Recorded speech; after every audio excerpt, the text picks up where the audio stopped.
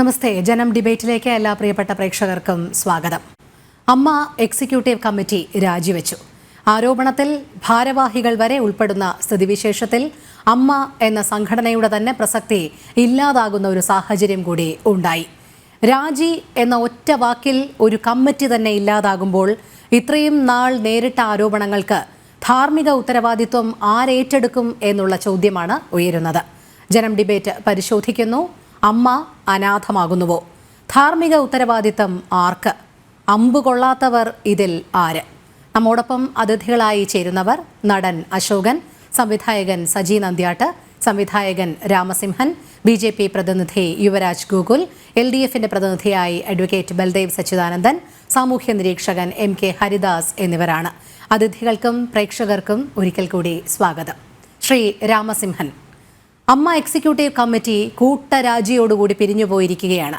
വലിയ ചോദ്യങ്ങൾ സമൂഹം ചോദിക്കുമ്പോൾ ഇതിന് ഉത്തരം നൽകേണ്ടവരാണ് രാജി എന്നുള്ള ഒറ്റ വാക്കിൽ ഒഴിഞ്ഞുകൊണ്ട് കളം വിടുന്നത്.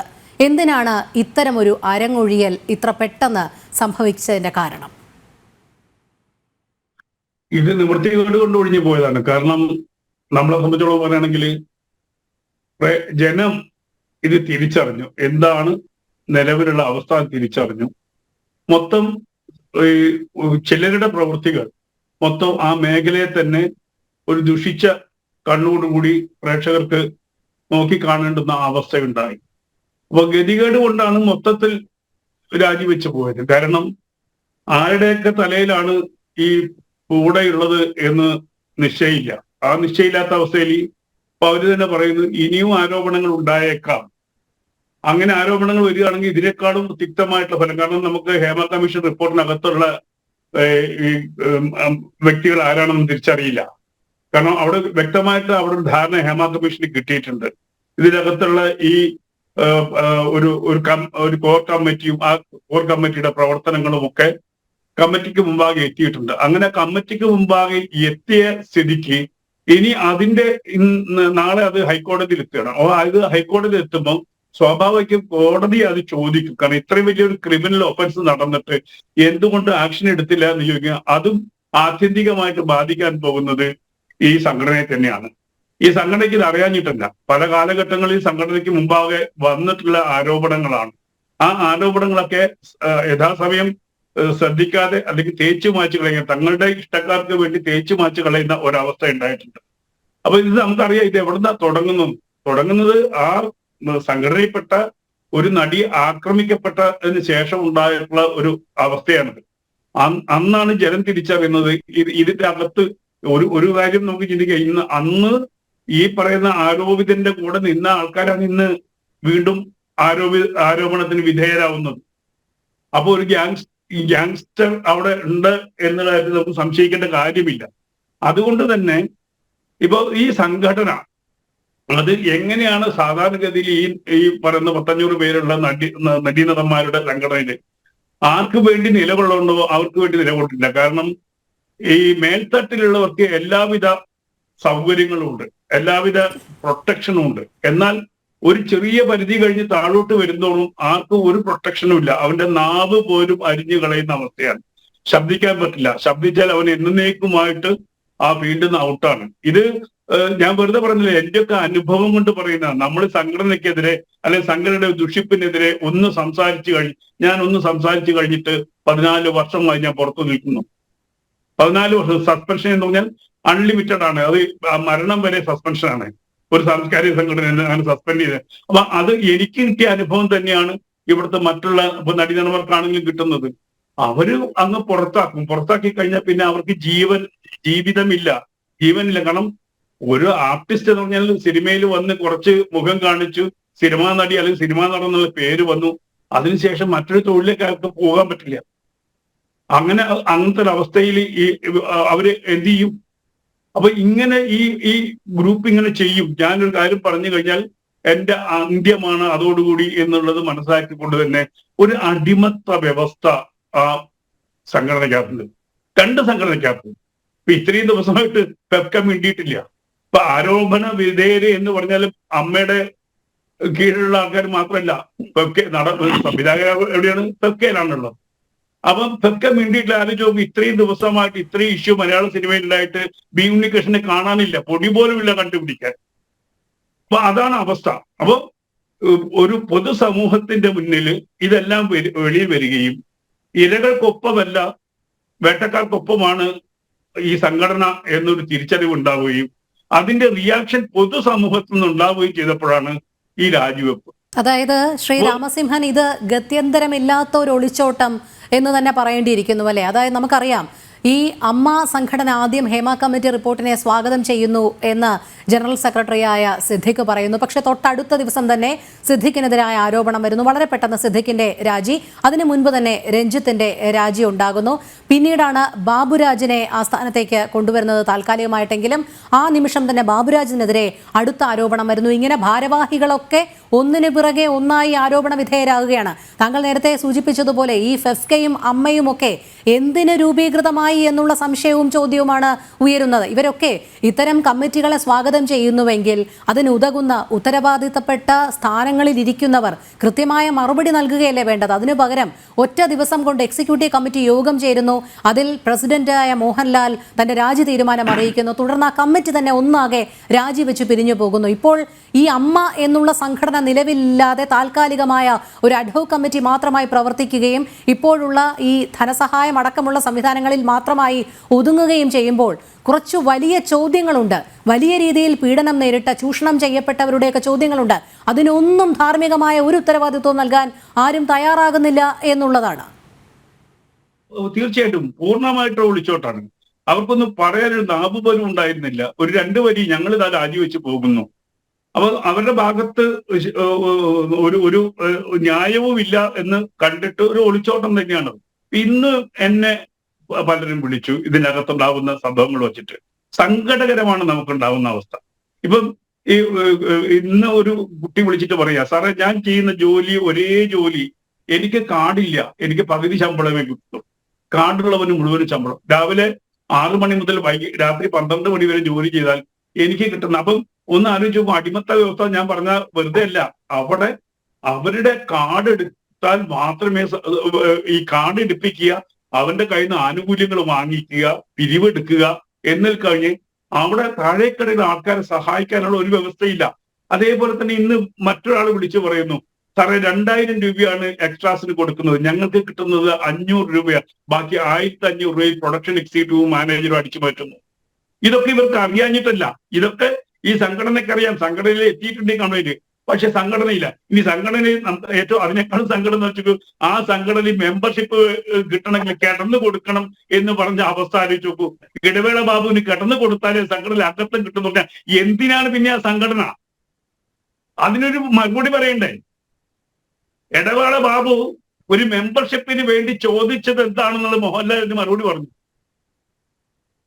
നമ്മളൊക്കെ ആണെങ്കിൽ എന്താ ചെയ്യുക എന്ന് ആലോചിച്ച് നോക്കൂ. ശ്രീ രാമസിംഹൻ, എന്തായാലും 2 മാസം കഴിഞ്ഞ് ഇനി ഒരു പുതിയ കമ്മിറ്റി രൂപീകൃതമാകുമ്പോൾ അതിലാരൊക്കെ ഉണ്ടാകും, അവർ എങ്ങനെയൊക്കെ ആയിരിക്കുമെന്നാണ് താങ്കളുടെ പ്രതീക്ഷ?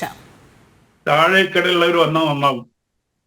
ഈ പറയുന്ന ഈ കൊമ്പുള്ളവരുണ്ടല്ലോ, കൊമ്പം മീശയും വെച്ചവര്, അവര് മാറി നിന്ന് സാധാരണക്കാരനായിട്ടുള്ള ഇത് ആർക്കാണോ ഇതിന്റെ ആവശ്യം, ആ ആവശ്യമുള്ളവർ ആ രംഗത്തേക്ക് വരണം, അതിന്റെ മേൽത്തട്ടിലേക്ക് വരണം. അവിടെ ഈ സൂപ്പർ സ്റ്റാർ എന്ന് പറയുന്ന കിരീടം ഉണ്ടാവാൻ പാടില്ല. ആ കിരീടമില്ലാത്തവർ, ഈ അധ്വാനത്തിന്റെ വില അറിയുന്നവർ, ഈ ജീവിതത്തിന്റെ വില അറിയുന്നവർ അതിന്റെ മേൽത്തട്ടിലേക്ക് വന്നു കഴിഞ്ഞാൽ അത് നന്നാവും. അതല്ല ഇനിയും ഈ കിരീടം വെച്ചവർ തന്നെ വരികയാണെങ്കിൽ ആ കിരീടം വെച്ചവർക്ക് വേണ്ടി ഉള്ള ഒരു സംഘടനയായിട്ട് ഇനിയും അത് തുടരും. പകരം അടിത്തട്ടിലുള്ള ഇപ്പം സ്ത്രീകൾ, എന്താ സ്ത്രീകൾക്ക് അതിന്റെ പ്രസിഡന്റ് ആയാലും എന്താ, സെക്രട്ടറി ആയാലും എന്താ, കുഴപ്പം എന്താണ്? ഇപ്പൊ ഈ സംസാരിച്ചവർ നല്ല ബോൾഡ് ആയിട്ടുള്ള സ്ത്രീകളല്ലേ അതിലുണ്ടായിരുന്നത്? അതെ, പക്ഷേ ശ്രീ രാമസിംഹൻ, ഈ സ്ത്രീകൾ എന്നുള്ളതിൽ അതിലും ആരൊക്കെയാണ് എന്നുള്ളത് ഒരു വലിയ ചോദ്യമാണ്. കാരണം നമുക്ക് താങ്കൾക്ക് തന്നെ ഓർമ്മയുണ്ടാകും, ജനറൽ സെക്രട്ടറിയായ സിദ്ദിഖ് വാർത്താ സമ്മേളനം നടത്തുമ്പോൾ അടുത്ത 2 സ്ത്രീകൾ ഉണ്ടായിരുന്നു. അവർ പറഞ്ഞത് ഇത്തരം ദുരനുഭവങ്ങളൊന്നും തനിക്ക് നേരിട്ടിട്ടില്ല, തങ്ങൾക്ക് നേരിട്ടിട്ടില്ല എന്നുള്ളതാണ്. അതുകൊണ്ട് ആര് തലപ്പത്ത് വരുന്നു, സ്ത്രീയാണോ പുരുഷനാണോ എന്നുള്ളതല്ല, ആർക്ക് വേണ്ടി നിലകൊള്ളും എന്നുള്ളത് തന്നെയാണ്, നിലപാട് തന്നെയാണ് കൂടുതൽ വ്യക്തമാക്കേണ്ടത്. അതിലൊരു പ്രശ്നം, ഈ കൊമ്പുള്ളവർ അടുത്തിരിക്കുമ്പോൾ അനങ്ങാൻ പറ്റില്ല. കൊമ്പില്ലാത്തവർ അടുത്താണെങ്കിൽ അവർ പറഞ്ഞേനെ. ഈ കൊമ്പുള്ളവരുടെ അവരെ ഓച്ചാനിച്ച് നിൽക്കുന്ന, ഞാൻ പറഞ്ഞ അടിമയും ഉടമയും ഈ ഉടമയ്ക്ക് വേണ്ടി കുരയ്ക്കുന്ന പട്ടികളായിട്ട് മാറുകയാണ് മറ്റുള്ളവര്.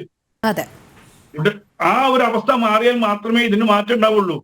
ഏറ്റവും കീഴേ തട്ടിലുള്ളവരുടെ ശബ്ദം പുറത്ത് കേൾക്കാൻ, അത് കേൾപ്പിക്കാൻ കഴിയണം. ഇതങ്ങനെയല്ല. ഇതിനകത്ത് തന്നെ പോയി കഴിഞ്ഞാൽ വ്യത്യസ്ത ഗ്രൂപ്പുകളാണ്. മേക്കപ്പ് ഗ്രൂപ്പ് വേറെ, മറ്റേ ഡ്രൈവർ ഗ്രൂപ്പ് വേറെ. ഇങ്ങനെ അവരവരുടെ ജോലിക്ക് വേണ്ടി മാത്രമേ ഉള്ളൂ. ആർക്കാണോ 10 കാശ് കിട്ടുന്നത് അപ്പൊ അവർക്ക് വേണ്ടിയിട്ട് ജയ് വിളിക്കും. അതിനപ്പുറം സാധാരണ രാഷ്ട്രീയക്കാരെ പോലെ തന്നെ ജയ് വിളിച്ച് പഠിച്ചവർ പോയവരാണ്. ആ ജയ് വിളിച്ച് പഠിച്ചവരെ മാറ്റിയിട്ട് തിരിച്ച് ഇപ്പൊ എന്തിനാ തിലകന്റെ മകനെ പുറത്താക്കിയത്? ജയ് വിളിക്കാത്തത് കൊണ്ടാണ്. അങ്ങനെയുള്ളവർ വരട്ടെ, അങ്ങനെയുള്ളവർ ഇതിന് നേതൃത്വത്തിലേക്ക് വരട്ടെ, അപ്പൊ കാര്യങ്ങൾ മാറും. അതെ, തീർച്ചയായും.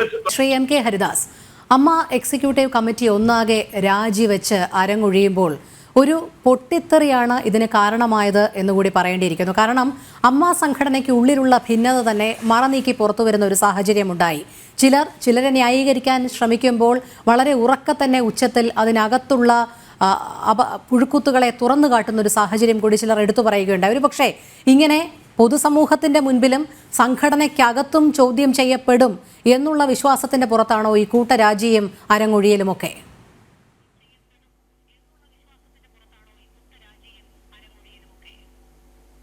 കേവല ഡ്രാമ എന്നാണ് എനിക്കിപ്പോൾ ഇന്നത്തെ ഈ കൂട്ടരാജി ഒറ്റ വരിയിൽ, അതായത് ധാർമ്മികമായ ഉത്തരവാദിത്വം ഏറ്റെടുത്തുകൊണ്ട് ഞങ്ങൾ രാജിവെക്കുന്നു എന്ന് പറയേണ്ട ഒരു സംഘടനയല്ല അമ്മ. ഞാൻ അതിലേക്ക് വരുന്നതിനേക്കാട്ടിലും മുമ്പ് ഇനി ഈ സംഘടനയ്ക്ക് ഇനി പുതിയൊരു ഭരണസമിതി ഉണ്ടായി കഴിഞ്ഞാൽ ഈ പേരൊന്ന് മാറ്റണം. ഈ പേര് അമ്മ എന്ന് പറഞ്ഞ പേര് അത്രയും മഹത്വമാണ്. ലോകത്തിലെവിടെ ഏത് രാജ്യത്ത് ചെന്നിട്ടും അമ്മ എന്ന് പറഞ്ഞു കഴിഞ്ഞാൽ അത് മമ്മി എന്ന് വിളിക്കുന്ന രാജ്യത്ത് പോലും ഈ അമ്മയെ കുറിച്ചിട്ട് അറിയാം. അത് മലയാളിയുടെ മാത്രം ഒരു ക്രെഡിറ്റുള്ള വാക്കാണ് അമ്മ എന്നുള്ളത്. അപ്പോൾ ആ അമ്മ എന്നുള്ള ഈ സംഘടനയുടെ പേര് ദയവ് ചെയ്തിട്ട് ഇവർ മാറ്റണം. അതവിടെ നിൽക്കെ തന്നെ രോഹിണി എന്നോട് ചോദിച്ച ചോദ്യത്തിന് ഇത് ഈ മോഹൻലാലും ഇവരൊക്കെ എന്തൊക്കെ പ്രശ്നങ്ങൾ ഏറ്റെടുത്തുകൊണ്ട് പരിഹരിക്കുന്ന നായകവേഷ പരിവേഷം ചാർത്തിയിട്ട് നമ്മളെയൊക്കെ തിയേറ്ററുകളിൽ രോമാഞ്ചം കൊള്ളിച്ചവരാണ് എന്നുള്ളതൊന്ന് ആലോചിച്ച് നോക്കണം. അപ്പോൾ ഇത്തരമൊരു പ്രശ്നം അവരുടെ കയ്യിലേക്ക് വന്നപ്പോൾ അവർക്ക് നിൽക്കക്കളിയില്ലാതെ ഇത്തരത്തിലുള്ളൊരു ഒളിച്ചോട്ടം മാത്രമേ അവരുടെ മുമ്പിൽ മാർഗമുള്ളൂ എന്ന് പറയുമ്പോൾ ഇതിൻ്റെ പിന്നിലെ, അതായത് കേവലം ഈ സ്പർശിച്ചിട്ടുള്ളത് മഞ്ഞുമലയുടെ ഒരു അറ്റമാണെന്നും ഈ മഞ്ഞുമലയ്ക്ക് അപ്പുറമുള്ള കുറേ കാര്യങ്ങളുണ്ട് എന്നുള്ളതും നമുക്കൊക്കെ കൃത്യമായിട്ട് ബോധ്യമാവുകയാണ്. ഒരു കാര്യം കൂടി ഇതിൽ മനസ്സിലാക്കണം. ആരോപണ വിധേയരല്ലാത്ത കുറേ നടന്മാർ ഉണ്ട്. ഇപ്പോൾ 5, 7, 8 നടന്മാർക്കെതിരെയാണ് ഇപ്പോൾ ഇത്തരത്തിലുള്ള എക്സ്ട്രാ നടികളും അതുമാതിരി തന്നെ സഹനടികളൊക്കെ ആരോപണം ഉന്നയിച്ചു വന്നിരിക്കുന്നത്. എന്ന് വെച്ച് ഒരു കാര്യം ഇതിൽ വളരെ വ്യക്തമാണ് രോഹിണി, ഈ ആരോപണ വിധേയരല്ലാത്തവരൊന്നും ഇതിലെ ഈ സത്യസന്ധരാണെന്ന് നമ്മൾ വിശ്വസിച്ച് കഴിഞ്ഞാൽ നമ്മൾ ഭൂലോക മണ്ടന്മാരാണ്. അവർക്കെതിരെയുള്ള ആരോപണങ്ങളുമായി കൊണ്ടുവരാവുന്നവരെ കൃത്യമായി പണം കൊടുത്തോ ഭീഷണിപ്പെടുത്തിയോ ഒതുക്കിയിരിക്കുകയാണെന്ന് മനസ്സിലാക്കണം. കാരണം ഇത് ഇന്നും ഇന്നലും തുടങ്ങിയതല്ല. ഞാൻ എൻ്റെ 44 വർഷം മുമ്പുള്ളൊരു എക്സ്പീരിയൻസ് ഞാൻ പറയാൻ വേണ്ടി രോഹിണി എനിക്ക് സമയം തരണം. എൻ്റെ 20 വയസ്സിൽ ഞങ്ങൾക്കൊരു ക്ലബ്ബ് ഉണ്ടായിരുന്നു. ആ ക്ലബിൻ്റെ നാടകത്തിന് വേണ്ടി ഒരു നടിയെ കൊണ്ടുവന്നു. അന്ന് ആ പെൺകുട്ടിക്ക് 17 വയസ്സാണ് പ്രായം. നാടക റിഹേഴ്സലൊക്കെ കഴിഞ്ഞിട്ട് എൻ്റെ വീട്ടിലാണ് ഈ നടിക്ക് ഉറങ്ങാൻ വേണ്ടിയിട്ട് സമയം കൊടുത്തിട്ടുണ്ടായിരുന്നപ്പോൾ എൻ്റെ സഹോദരിമാരൊക്കെ ആയിട്ടിരുന്നിട്ട് ഇങ്ങനെ സംസാരിച്ചപ്പോൾ എന്തുകൊണ്ട് കുട്ടി ഈ ഫീൽഡിലേക്ക് എത്തി എന്ന് ചോദിച്ചപ്പോൾ പറഞ്ഞത് എന്താ വെച്ചാൽ, ഇപ്പം ഈ ആരോപണ വിധേയനായ ഏറ്റവും പ്രധാനപ്പെട്ട ഒരു വ്യക്തി, ഒരു നടൻ, അന്ന് കുന്നംകുളം എന്ന് പറയുന്ന സ്ഥലത്ത് ഒരു സിനിമയിൽ അഭിനയിക്കുന്നുണ്ട്. ആ സിനിമയിൽ ഈ കുട്ടിക്ക് ചാൻസ് കൊടുക്കാം എന്ന് പറഞ്ഞിട്ട് അമ്മയെ പ്രലോഭിപ്പിച്ചിട്ട് ഈ പ്രൊഡക്ഷൻ കൺട്രോളർമാർ ഈ പെൺകുട്ടിയെ സൈറ്റിലേക്ക് എത്തിക്കുകയും 1-2 ദിവസം ക്യാമറയ്ക്ക് മുന്നിൽ 1-2 സീൻ അഭിനയിപ്പിച്ചിട്ട് ഈ നടന് വഴങ്ങിക്കഴിഞ്ഞാൽ മാത്രമേ ഇനി മുൻപോട്ട് പോകാൻ സാധിക്കുകയുള്ളൂ എന്ന് പറഞ്ഞ് ആ പെൺകുട്ടിയെ 15നും 16നും ഇടയിലായിരുന്നു ആ പെൺകുട്ടിക്ക് പ്രായം. ആ പെൺകുട്ടിയെ ഈ കശ്മലൻ ബലാത്സംഗം എന്ന് പറയാവുന്ന നിലയ്ക്ക്, കാരണം ഈ കുട്ടി പരമാവധി എതിർത്തു. പക്ഷെ അമ്മ ഇത്തരത്തിൽ ഇതിന് പുറത്ത് നിൽക്കുകയാണ്. അപ്പോൾ ആ കുട്ടിക്ക് ഒരു ലിമിറ്റ് ഉണ്ട് അതിനെ എതിർക്കാൻ വേണ്ടിയിട്ട്. ഒരുപാട് എതിർത്തിട്ടും ആ കുട്ടിക്ക് തൻ്റെ കന്യകാത്വം ഈ നടൻ്റെ മുൻപിൽ സമർപ്പിക്കേണ്ടി വന്നു. 44 വർഷം മുമ്പ് നടന്ന കാര്യമാണ് ഞാൻ ഈ പറയുന്നത്. ഈ പെൺകുട്ടി ഗർഭിണിയായി, ഗർഭം അബോർഷൻ ചെയ്തു. പിന്നീട് ജീവിക്കാൻ വേണ്ടിയിട്ട് നാടകനടിയായിട്ട് ആ പെൺകുട്ടി, അങ്ങനെയാണ് എൻ്റെ മുൻപിൽ ഈ കഥ പറയാൻ വേണ്ടിയിട്ട് എത്തിയിരിക്കുന്നത്. അപ്പോൾ ഈ 44 കൊല്ലം മുമ്പ് ഈ നടൻ ഇത്തരത്തിലുള്ള നമ്മൾ പറയില്ല ഈ സ്ത്രീ വിഷയത്തിൽ അങ്ങേയറ്റം തൽപരനായിരുന്നു എന്നുള്ളതിന് എൻ്റെ പേഴ്സണലായിട്ടുള്ള എൻ്റെ ഒരു അറിവാണ് ഞാൻ പങ്കുവയ്ക്കുന്നത്. ഞാൻ ഈ നടൻ്റെ പേര് വിളിച്ച് പറയുന്നതിന് എനിക്കൊരു മടിയുമില്ല. പക്ഷേ ആ നടി, ഞാൻ ഇന്ന് അവരോട് ചോദിച്ചു, അവരോട് ഞാൻ, അവരിപ്പോഴും ജീവിച്ചിരിക്കുന്നുണ്ട്, അവരുടെ മക്കൾ, അവർ കല്യാണം കഴിഞ്ഞു, ഈ വിവരങ്ങളൊക്കെ അറിയാവുന്ന ഒരു വ്യക്തി കല്യാണം കഴിച്ച് അവർ കുടുംബിനിയായിട്ട് ജീവിക്കുകയാണ്. അവർ പറഞ്ഞു ദയവ് ചെയ്ത് പറയരുത്, അത് നടൻ്റെ പേര് പറഞ്ഞു കഴിഞ്ഞാൽ അതിലേക്ക് ഞാൻ എൻ്റെ ഈ കഥ പലരോടും പറഞ്ഞിട്ടുണ്ട്, അപ്പോൾ ഞാൻ അത്തരത്തിലൊരാളാണെന്നുള്ളത്, ഞാനൊരു പുതിയ ജീവിതം നയിക്കുകയാണെന്നതുകൊണ്ടാണ്. ഈ നടൻ്റെ പേര് വിളിച്ച് പറയുന്നതിന് ഒരുവിധ വിഷമവുമില്ല. കാരണം ഈ നടൻ ആത്മകഥാംശമുള്ള കുറേ പുസ്തകങ്ങൾ അദ്ദേഹം എഴുതിയിട്ടുണ്ട്. ആ പുസ്തകങ്ങൾ വായിച്ചു കഴിഞ്ഞാൽ ഇവൻ എന്ന് പറയുന്നത് ഒരു തെറ്റുമല്ല. ഇവൻ്റെ കയ്യിലിരിപ്പിനെ കുറിച്ചിട്ട് നമുക്കറിയാം. നാറിയവനെ ചുമക്കുന്നവന് നാറും എന്നുള്ളൊരു ബോധം കേരളം ഇന്ന് ഭരിക്കുന്ന സർക്കാരിനുണ്ടെങ്കിൽ ഇത്തരക്കാരെ സംരക്ഷിക്കില്ല. ഇവിടെ എനിക്ക് മുമ്പ് സംസാരിച്ച ശ്രീ രാമസിംഹൻ പറയുകയുണ്ടായി, അമ്മ എന്ന സംഘടന ഇരകൾക്കൊപ്പമാണെന്ന് വരുത്തി തീർത്തുകൊണ്ട് വേട്ടക്കാർക്കൊപ്പം ഓടുകയാണ് എന്ന് പറഞ്ഞിട്ടുള്ള ആ സംഗതി ഉണ്ടല്ലോ. ആ സംഗതിയിൽ ഈ സംഘടന മാത്രമല്ല, ഇന്ന് കേരളത്തിലെ നിലവിലെ സർക്കാർ പോലും ഇരകൾക്കൊപ്പമാണെന്ന് വരുത്തി തീർത്തിട്ട് വേട്ടക്കാർക്കൊപ്പം നിൽക്കുന്ന കാഴ്ചയാണ് നമ്മളെ അക്ഷരാർത്ഥത്തിൽ സ്തബ്ധരാക്കുന്നത്. 4.5 വർഷക്കാലം ഇതിന് അടയിരുന്നു, ഈ ഹേമ കമ്മിറ്റി റിപ്പോർട്ടിന് അടയിരുന്നു. അത് എന്തുകൊണ്ടാണ് എന്ന് ഞാൻ 4 ദിവസം മുമ്പ് ശ്രീ അനിൽ നമ്പ്യാർ നയിച്ച ചർച്ചയിൽ പങ്കെടുത്തിട്ടുണ്ടായിരുന്നു. അന്ന് ഞാൻ പറഞ്ഞു അത് എന്തുകൊണ്ടാണ് എന്നുള്ളത് ഓരോ ദിവസമായിട്ട് പുറത്തു കൊണ്ടുവരികയാണ്. ഇവർക്ക് താല്പര്യമുള്ള, ഇവർക്ക് സ്തുതി പാടുന്നവർ ആരൊക്കെയുടെയോ, ഇപ്പം നമ്മളിപ്പോൾ ഈ 7-8 നടന്മാരുടെ പേര് ഇന്നൊക്കെ ഈ മിന്നു മുനീറിനെ പോലുള്ളവർ മുൻപിൽ വന്ന് പറഞ്ഞു. പക്ഷേ ഹേമ കമ്മിറ്റി മുമ്പാകെ ഹാജരായിട്ട് ഇവർക്ക് വേണ്ടപ്പെട്ട മറ്റേതൊക്കെയോ നടന്മാരുടെ പേര് അതിൽ പരാമർശിച്ചിട്ടുണ്ട് എന്നുള്ളത് കൊണ്ടാണ് വിവരാവകാശ കമ്മീഷൻ പറയാത്ത ഖണ്ഡികകൾ കൂടി ഈ സർക്കാർ മാറ്റിയിരിക്കുന്നത്. അപ്പോൾ ഈ സർക്കാർ ഇതിലത്തെ അമ്മ എന്ന സംഘടനയുടെ കാര്യം പോട്ടെ, അവരൊക്കെ ഇത്തരത്തിലുള്ള മാമാപ്പണി ചെയ്യുന്നവരാണെന്നും അവരുടെ സ്വഭാവം നമുക്കൊരു പരിധി വരെ അറിയാം. പക്ഷേ ഈ സർക്കാർ ഇതിനെ പരമാവധി കൂട്ടുനിൽക്കുന്ന കാഴ്ചയുണ്ടല്ലോ, അത് ദയനീയമായിട്ടുള്ള കാര്യമാണ്. കാരണം ഇടതുപക്ഷം എന്ന് പറഞ്ഞു കഴിഞ്ഞാൽ സ്ത്രീ സംരക്ഷണമാണ് ഞങ്ങളുടെ മുഖ്യ വിഷയം എന്ന് പറഞ്ഞ് കോടികൾ ചിലവാക്കിയിട്ട് വനിതാ മതിൽ തീർത്തുകൊണ്ട് വനിതാ സംരക്ഷകരായി നടിക്കുന്ന ഇവരെ, ഈ വനിതകൾ നേരിടുന്ന ഈ പ്രശ്നത്തിൽ ഇത്തരത്തിൽ ഇരകൾക്ക് ഒപ്പമാണെന്ന് പറഞ്ഞുകൊണ്ട് വേട്ടക്കാർക്കൊപ്പം നിൽക്കുന്ന ആ കാഴ്ചയുണ്ടല്ലോ, അത് നമ്മുടെ സാക്ഷര കേരളത്തിന് യോജിച്ചതല്ല. ഒരു കാര്യം ഇവർ മനസ്സിലാക്കുക, അതായത് കട്ട് കഴിഞ്ഞു കഴിഞ്ഞാൽ പറയാം കഷ്ടപ്പാടുകൊണ്ട് ഞാൻ മോഷ്ടിച്ചു എന്ന് പറയാം, കൊലപാതകം ചെയ്തു കഴിഞ്ഞാൽ പറയാം എന്തെന്ന് ഞാൻ വൈരാഗ്യം കൊണ്ട് അവനെ കൊന്നു എന്ന് പറഞ്ഞ് നെഞ്ഞി വിരിച്ചു നിൽക്കുക. പക്ഷേ ഈ സ്ത്രീ വിഷയത്തിൽ തന്നെ ഈ വിഷയങ്ങൾ പുറത്തേക്ക് വന്നു കഴിഞ്ഞാൽ ഉണ്ടാകുന്ന ഭവിഷ്യത്തിനെ കുറിച്ചിട്ട് ഈ മഹാന്മാരായ നടന്മാർ ഒരു നിമിഷം ചിന്തിച്ചിരുന്നുവെങ്കിൽ അവരിന്ന് പോയിട്ട് ഈ കെണിയിൽ ചാടില്ല. അതായത് നിലാവുണ്ടെന്ന് കരുതിയിട്ട് വെളുക്കുവോളം കക്കാൻ ശ്രമിച്ചതാണ് ഇവിടെ പ്രശ്നമായിട്ടുള്ളത്. പല നാൾ കട്ടാൽ ഒരു നാൾ പുറത്തു വരും. അതിന്റെ ഒരു ഉദാഹരണമാണ് ഇപ്പോൾ വന്നിരിക്കുന്നത്. ഒരു സമയത്ത് പൊതുസമൂഹത്തിന് മുൻപാകെ വിളിച്ചു പറഞ്ഞപ്പോൾ തന്നെ തെളിവായതാണ്. താങ്കളിലേക്ക് എത്താം. ശ്രീ ബൽദേവ്, ഇവിടെ ഒരു നടൻ ജനപ്രതിനിധി കൂടിയാണ്. പക്ഷേ സർക്കാർ സ്വീകരിച്ച നയവും നിലപാടുമൊക്കെ നമ്മൾ കണ്ടതാണ്. MLA സ്ഥാനം രാജിവെക്കാതെ തന്നെ ഇതിങ്ങനെ തുടരാനാണ് അനുവദിച്ചിരിക്കുന്നത് പാർട്ടി നേതൃത്വം. ഇവിടെ വളരെ കുറെ ദിവസം കൊണ്ട് നമ്മൾ മാറി മാറി പല രീതിയിൽ ഇത് ചർച്ച ചെയ്യുന്നൊരു വിഷയമാണ്. ഇന്ന് അമ്മയിലെ എക്സിക്യൂട്ടീവ് അംഗങ്ങൾ മൊത്തത്തിൽ രാജിവെച്ചു. അവർ ധാർമ്മികമായ ഉത്തരവാദിത്വം ഏറ്റെടുത്തുകൊണ്ട് രാജിവെച്ചു എന്നാണ് പറയുന്നത്. പക്ഷെ അതിന് വേറെ വ്യാഖ്യാനമൊക്കെ കൊടുത്ത് അവർ കളം വിട്ടു, അവർ ഒളിച്ചോടി, നാട് വിട്ടു, ഒന്നും പോയിട്ടൊന്നുമില്ല. അവരിപ്പോഴും സിനിമയിൽ അഭിനയിക്കുന്നുണ്ട്. മോഹൻലാലും സിദ്ദീഖുമൊക്കെ ഇപ്പോഴും ഓരോ സിനിമയുടെ സൈറ്റിൽ ഷൂട്ടിംഗ് നിൽക്കുന്നുണ്ട്. അവർ തൂക്കല്ലാരൊന്നും വിധിച്ചിട്ടൊന്നുമില്ല. അവർ നാട് വിടേണ്ട കാര്യമില്ല. അഭിനയിക്കുന്നുണ്ട്, പക്ഷേ അവർക്ക് ഉത്തരം മുട്ടിയിരിക്കുകയാണ്. ഇല്ല, അവർക്കൊരു ഉത്തരവാദിത്വം മുട്ടിട്ടില്ല. ഞാൻ അതിലേക്ക് വരാം. ഞാൻ അതിനകത്ത് അവരെ ഒന്നും ന്യായീകരിക്കുമല്ല. നമ്മൾ പറയുമ്പം ഇന്ന് സുരേഷ് ഗോപി ഒരു ചാനലിൽ അവിടെ പറഞ്ഞൊരു മറുപടി, ഈ അനാവശ്യമായ കാര്യങ്ങളിലേക്ക് വിവാദം കൊണ്ടുപോയിട്ട് ആയിരക്കണക്കിന് പേര് ജോലി ചെയ്യുന്ന നല്ല നടന്മാരുണ്ട്, നല്ല നടിമാരുണ്ട്, പെൺകുട്ടികൾ വളരെ ഒരു 80% നല്ല സ്വഭാവം കാത്തു സൂക്ഷിക്കുന്ന പെൺകുട്ടികളാണ്, നല്ല സംവിധായകരുണ്ട്. അവരെയും കൂടെ സമൂഹ മധ്യത്തിൽ ഇപ്പോൾ ഈ ചാനലുകളും ദൃശ്യമാധ്യമങ്ങളും പത്രങ്ങളും എല്ലാം മൊത്തം സ്ത്രീകളും കുറ്റക്കാരാണ്, മൊത്തം പുരുഷന്മാരും അഴിഞ്ഞാട്ടക്കാരാണ്, സംവിധായകരെല്ലാം തന്നെ കുഴപ്പക്കാരാണ്. ആ രീതിയിലേക്കാണ് കൊണ്ടുപോകുന്നത്. ഒരു വ്യവസായത്തെ തകർത്തോണ്ട് പോവുകയാണ്. പിന്നെ മറ്റൊന്ന്, ഈ ഹേമ കമ്മിറ്റി റിപ്പോർട്ട് വായിച്ചിട്ടുണ്ട്. ഇവിടെ ഇരിക്കുന്ന എല്ലാവരും വായിച്ചിട്ടുണ്ട്. ആരും പഠിച്ചിട്ടുണ്ടോ? വായനയും പഠിത്തവും രണ്ടാണ്. ഹേമ കമ്മിറ്റി റിപ്പോർട്ട് സർക്കാർ രൂപീകരിക്കുമ്പോൾ ആ ഹേമ കമ്മിറ്റി കുറെ പെൺകുട്ടികളിൽ നിന്നും മൊഴിയെടുത്തു. നല്ല കാര്യമാണ്. അവരെ പീഡിപ്പിച്ച കുറെ ആൾക്കാരുടെ മൊഴി അവർ കൊടുത്തിട്ടുണ്ട്. അവരെ ആരെങ്കിലും നേരിട്ട് കണ്ടെടുത്ത ഒരു മൊഴി പോലും അതിലില്ല. അവരുടെ പേര് വെക്കണ്ട. അപ്പോൾ ഒരു കമ്മിറ്റി അന്വേഷിച്ചു കഴിഞ്ഞാൽ നാച്ചുറൽ ജസ്റ്റിസ് എന്നൊന്നുണ്ട്. എനിക്കെതിരെ ഒരു ആരോപണം വന്നാൽ എന്റെ അടുക്കൽ അന്വേഷിക്കുന്ന ആൾ ചോദിക്കണം. അങ്ങനെ ഒരു റിപ്പോർട്ടല്ലേ തയ്യാറാക്കിയിരിക്കുന്നു. ഇതൊരു ഹേമ കമ്മിറ്റി റിപ്പോർട്ട് ഏകപക്ഷീയമായി തയ്യാറാക്കിയ റിപ്പോർട്ടാണ്. ഒരു ഭാഗം മാത്രം കേട്ടുകൊണ്ട് തയ്യാറാക്കിയ ഒരു റിപ്പോർട്ട്. അതവിടെ നിൽക്കട്ടെ. ഇനി ശ്രീ എം കെ ഹരിദാസ് വളരെ പ്രധാനപ്പെട്ട ചില കാര്യങ്ങൾ പറഞ്ഞു. ശരിയാണ്, ചില മലയാള സിനിമയിൽ വളരെ കൂടുതലായിട്ട് പീഡിപ്പിക്കപ്പെട്ട ഒരുപാട് കഥകളൊക്കെ ഉണ്ട്. പക്ഷെ ഒരു 1-2 കാര്യങ്ങൾ ഞാൻ പറയാം. ഈ ഇപ്പൊ ചർച്ചയ്ക്ക് വന്ന മുകേഷിന്റെ കൂടെ വർഷങ്ങൾക്ക് മുമ്പ് നായികയായിട്ട് അഭിനയിച്ചൊരു പെൺകുട്ടി, ആ സിനിമ വളരെ ഹിറ്റായിട്ട് മാറി. അതിനുശേഷം കുറെ ചാൻസുകൾ വന്നു.